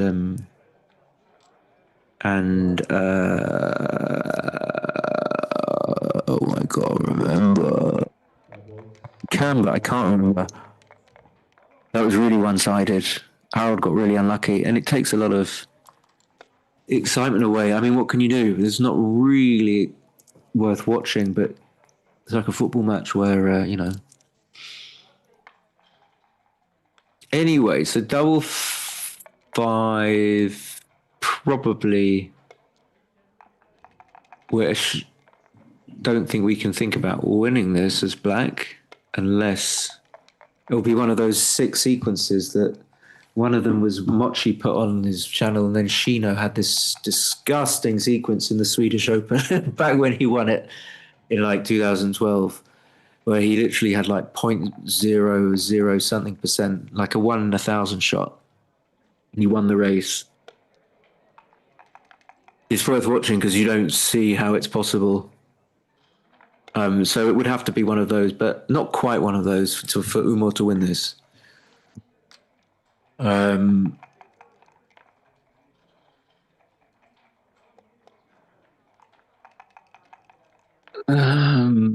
Yeah, there's nothing to say. I mean, this is the boring bit where we know that Red's going to win, but no one's going to resign. I don't know if you can resign. Are you allowed to resign? No one does it. No one does it. I've got 0.000036%. I'm not resigning. So Mickey leads 8-6. Theoretically, that makes him a 64 point something 0.0000% favorite. But it never really feels like that. It's just all a bit kind of 50-50. Feels like it's a 50-50 shot now. Okay, he's delighted. He's made the 5 point, even though Umar's escaped one check with the 6-5. That's a cocker. Umar. It probably is Umar. Something like that. Double six he'll take. I think you have to make the 2. Oh, whoa. Yeah, that was my instinct. He doesn't check his instinct, though, which is, I mean, fine. I think you could have just made the deuce, especially leading 8-6. Now you commit yourself to a blitzy type thing, which you don't want. You don't get any value for gammoning someone on a 2 cube at 8-6. It's just one excess point. Now you probably have to make the 4 point. You have to leave a nasty 5 shot, which you don't want to do. This is cubable. I only saw it. I think it's reasonable to cube this, and probably mandatory, considering you look at what 6-1 and 6-2 on the other side do on the other side of the board, and 2-1. 2-1 is just such an amazing number. Double one, even double one. I wonder whether double one is better or worse than 2-1 actually, because double one you have to break the 10 point. That could be badly for you. Double 5, amazing. So I think he missed a cube, a smallish cube. No. Well, this leaves way more shots. This is just a mistake. I don't see any reason to do that unless you know your opponent's going to roll 6-4. Okay, so now it's just a pass. He should just come out and not. No, he's more likely to cube if he does this. If you're trying to get your opponent not to cube, just play bar 16. So this has got sniffs of too good anyway, but I don't quite think it's too good, just because sometimes you might not safety one of the checkers on the 17 or the 13 point, and Mickey's got a 4 point board. But then having said that, it could be too good. It could be. You don't get that much value for winning an extra point at 5 away, 3 away, because the extra point, okay. So it's all a bit moot, if that's the right word, but I would have just played, as a matter of practicalities, I would have 3-6, just come in, come out, and hope their opponent doesn't cube, because I think that looks slightly better for red than to play bar 22, 13, 7. But likelihood is that your opponent was going to cube anyway. And also, if it was too good after playing 13-7, it's likely not to have been less too good or into double pass territory if you play bar 22, 13-7. So 2 reasons to just play bar 16, in my humble opinion. 3-6, okay, gonna run because you're leading. That seems right. Sometimes you play 13-4. I think if you're trailing, if you're 4 away, 3 away, you play 13-4. Okay, this is definitely close to a cube. 3-5 is confusing. You could probably just make the 3 point. If you hit, I could get tripped up by this. Something tells me I just want to make the 3 point. I mean, you can't play 18-10. I would rule that out. Okay, double hit with against the 5 point is not something you want to do. Like, you're going to lose your cube if he hits back with a 1. Can you cube even when he comes with 2? I don't think you can cube there. So if I was gonna hit, I would have just hit one checker. What was that? Now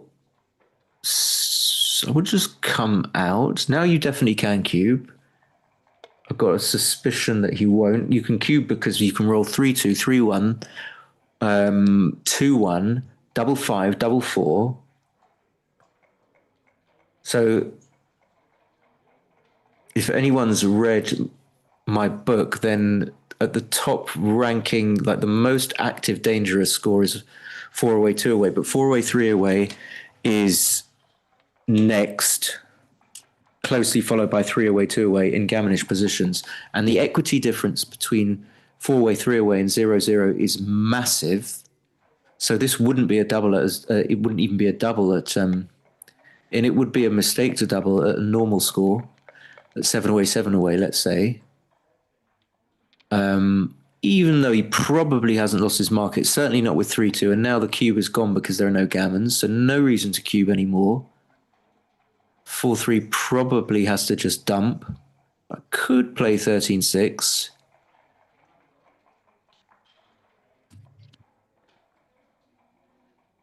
Don't know.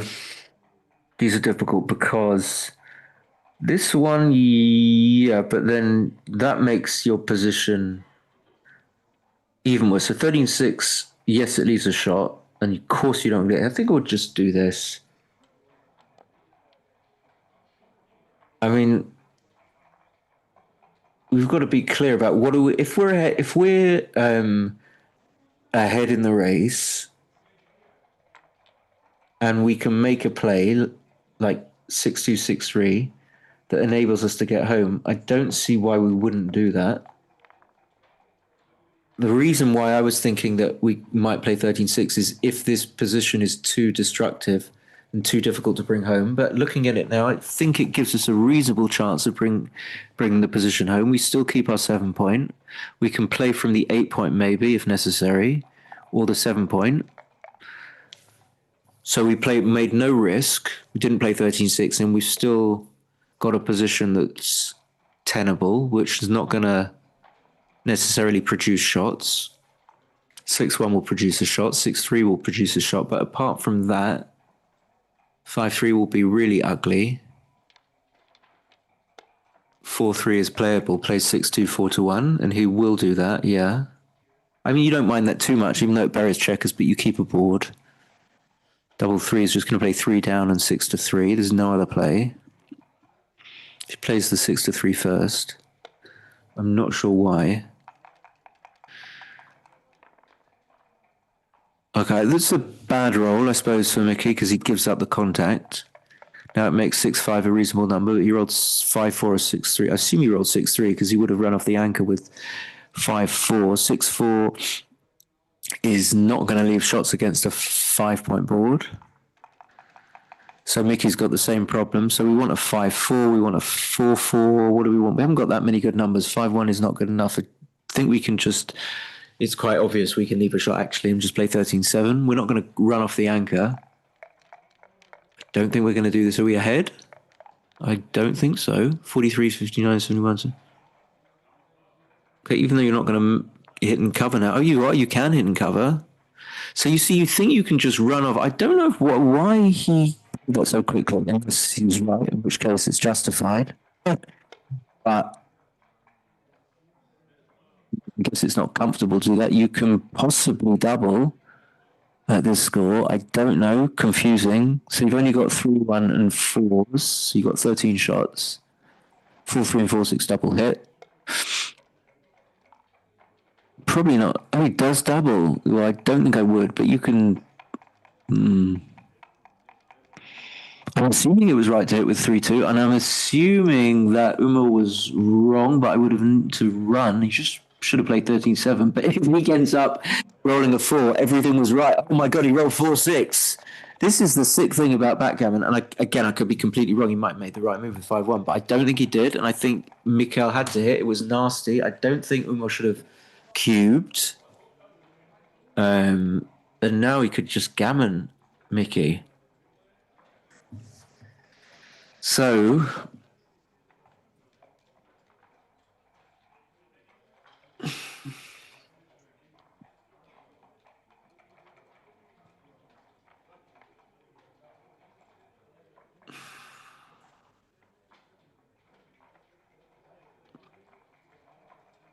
I'm going to have to go soon, but it could be over.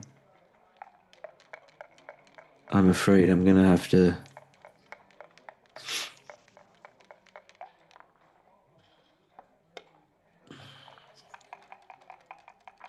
There's a shitload of gammons here, that's for sure.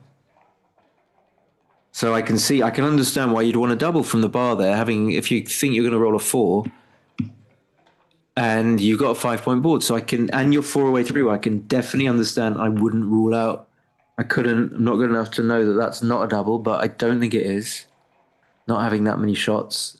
And of course, if he just rolls a 4, well, if he rolls a 4, actually, having said that, he's in a good spot, because unless Mickey rolls an immediate 5, then he can pick up one of the second, or one of the 2 checkers that are lying about in the outfield. And so it's harsh for Mickey to lose this. I don't think he's done anything wrong. It's likely. Do you play 8 to 6 here? Oh yeah, it's double 5, double 4. Yeah, fine.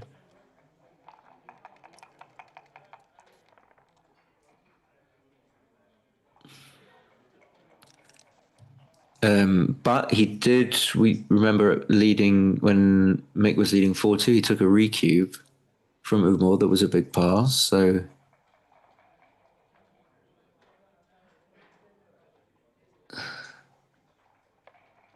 Aykut Keshkin is the guy standing. I just remembered his name. Must be a friend of Umar. Aykut.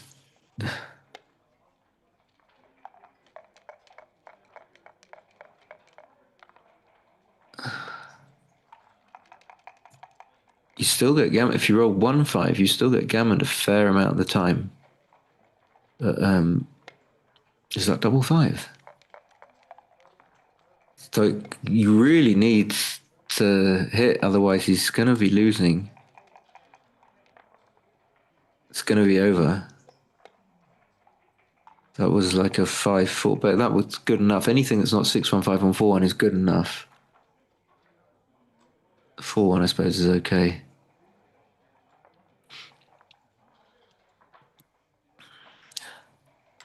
I see like 75% gammons. It's bizarre that it could be so high, but I think it is.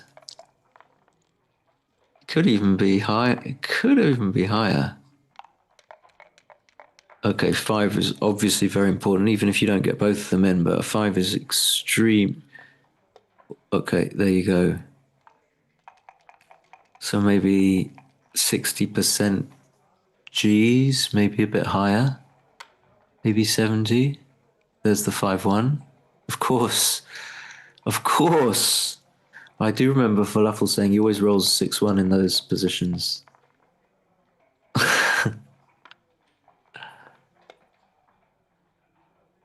Oh! Well, I gotta go. I mean, I'm going. I can't.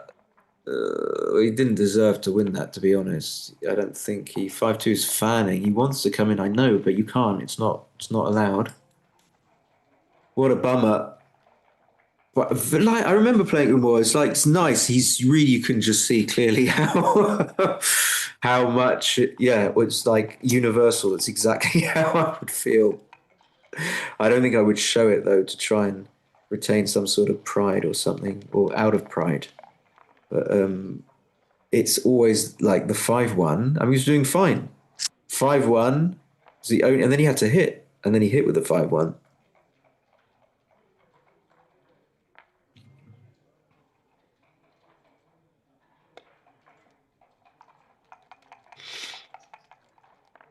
So what you want as Umar is you want like just a little 3, just a little come in, and maybe your opponent has to hit you loose, and then you hit him back. Okay, you don't want to see that. So every point fills the point. No, so what do you do with the other 2? I mean, you don't want to get gammon, but are you going to play 15-5? Yeah, perhaps. Or you can block double 5 by playing 20-15, but then you have to leave a direct shot. So maybe you play 20-15, 13-8. Maybe that's the most principled. This one, but doesn't leave anything, but only leaves doesn't completely block double 5. So maybe this is the most principled. That's what he wants, forcing a loose hit, which can be very gammonish. So he's forcing a loose hit with, I mean, anything that's a 2-1, not a combination of the points on it, 2-1, 9s or 10s is going to have to hit loose, of course. He's cocking again, 3-2 with pick and pass, as with 2-1 and 3-1. Oh, what was that?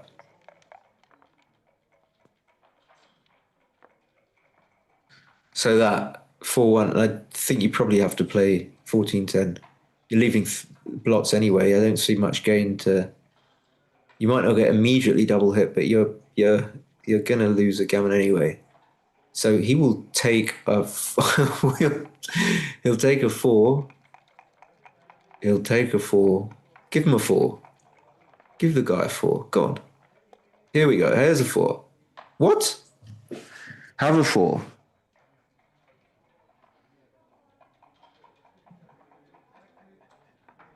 Yeah, now it's just a pass. I mean, I missed that bit. This is just a pass. This is the sick thing. It's like that he could have got gammon with any 4, but now it's just a pass. What kind of game is backgammon? I don't know how long I can stay. I mean, not that anyone cares, but it's a break. That's a. Oh my god, he got unlucky. Mickey got unlucky, but got very lucky. Got very lucky. Yeah, he's smiling, but I'd be interested in those cube decisions, especially the one from the bar with the 4-3. I don't think it is. I've got to go. So blessings to you all. Bye bye.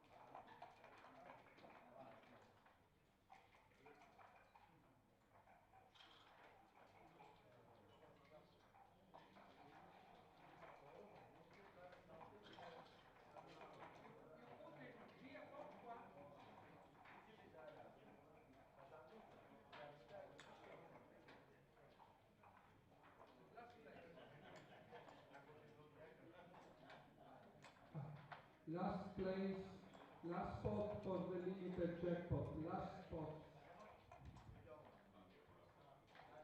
Last spot for the limited jackpot. Last spot. Will Cockeren. Will Cockeren.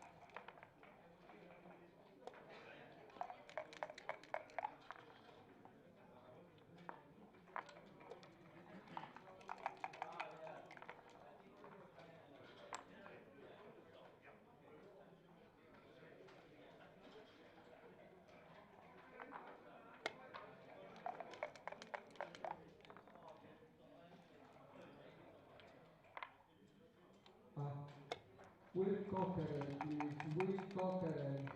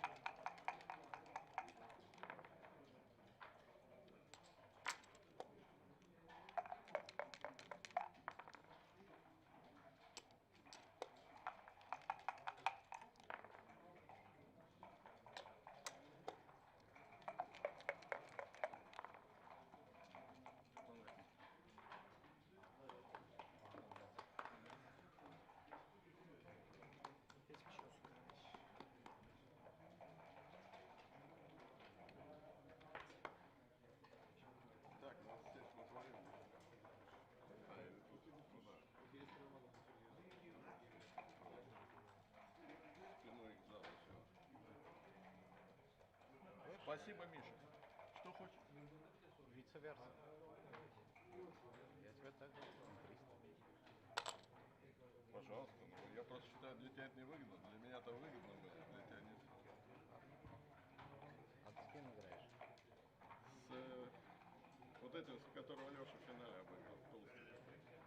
Каракара. Неважно, я страхую. 300. Ну хорошо.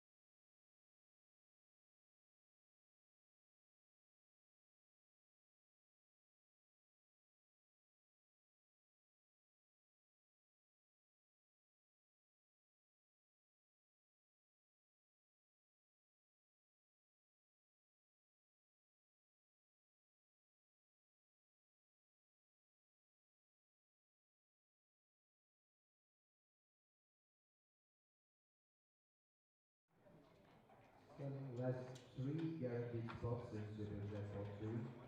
Last three guaranteed spots.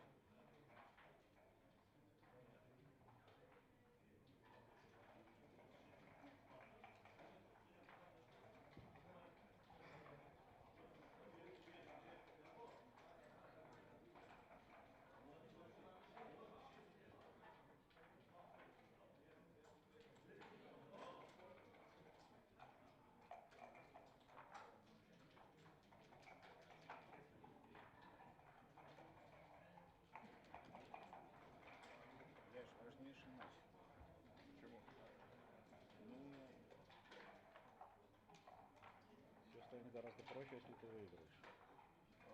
В этом смысле? По деньгам, пожалуйста. Ну, я в любом случае буду стараться. Я еще не сказал, я биллионер. Останемся в проще. Ты не торопись говорить. Ну, надо выиграть.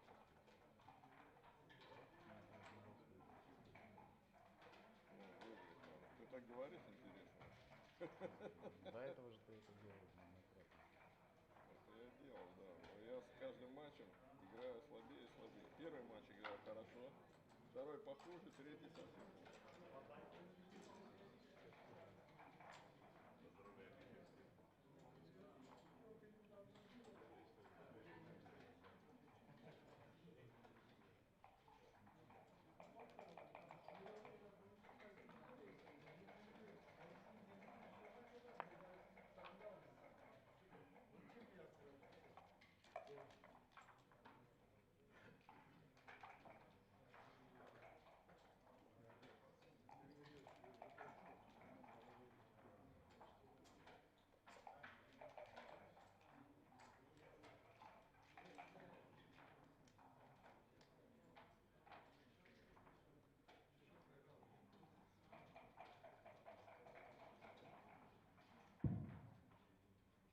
Selling last two guaranteed spots on the Super Jackpot.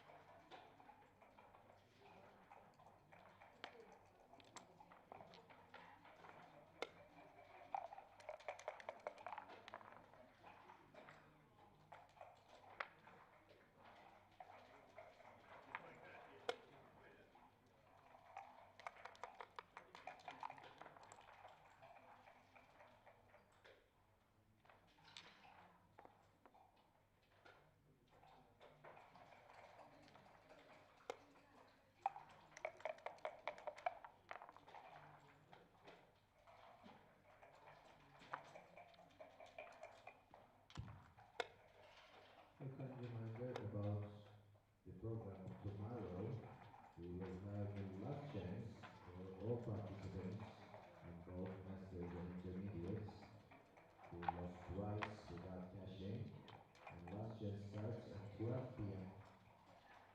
Tomorrow at noon, we will have the last chance for win the match.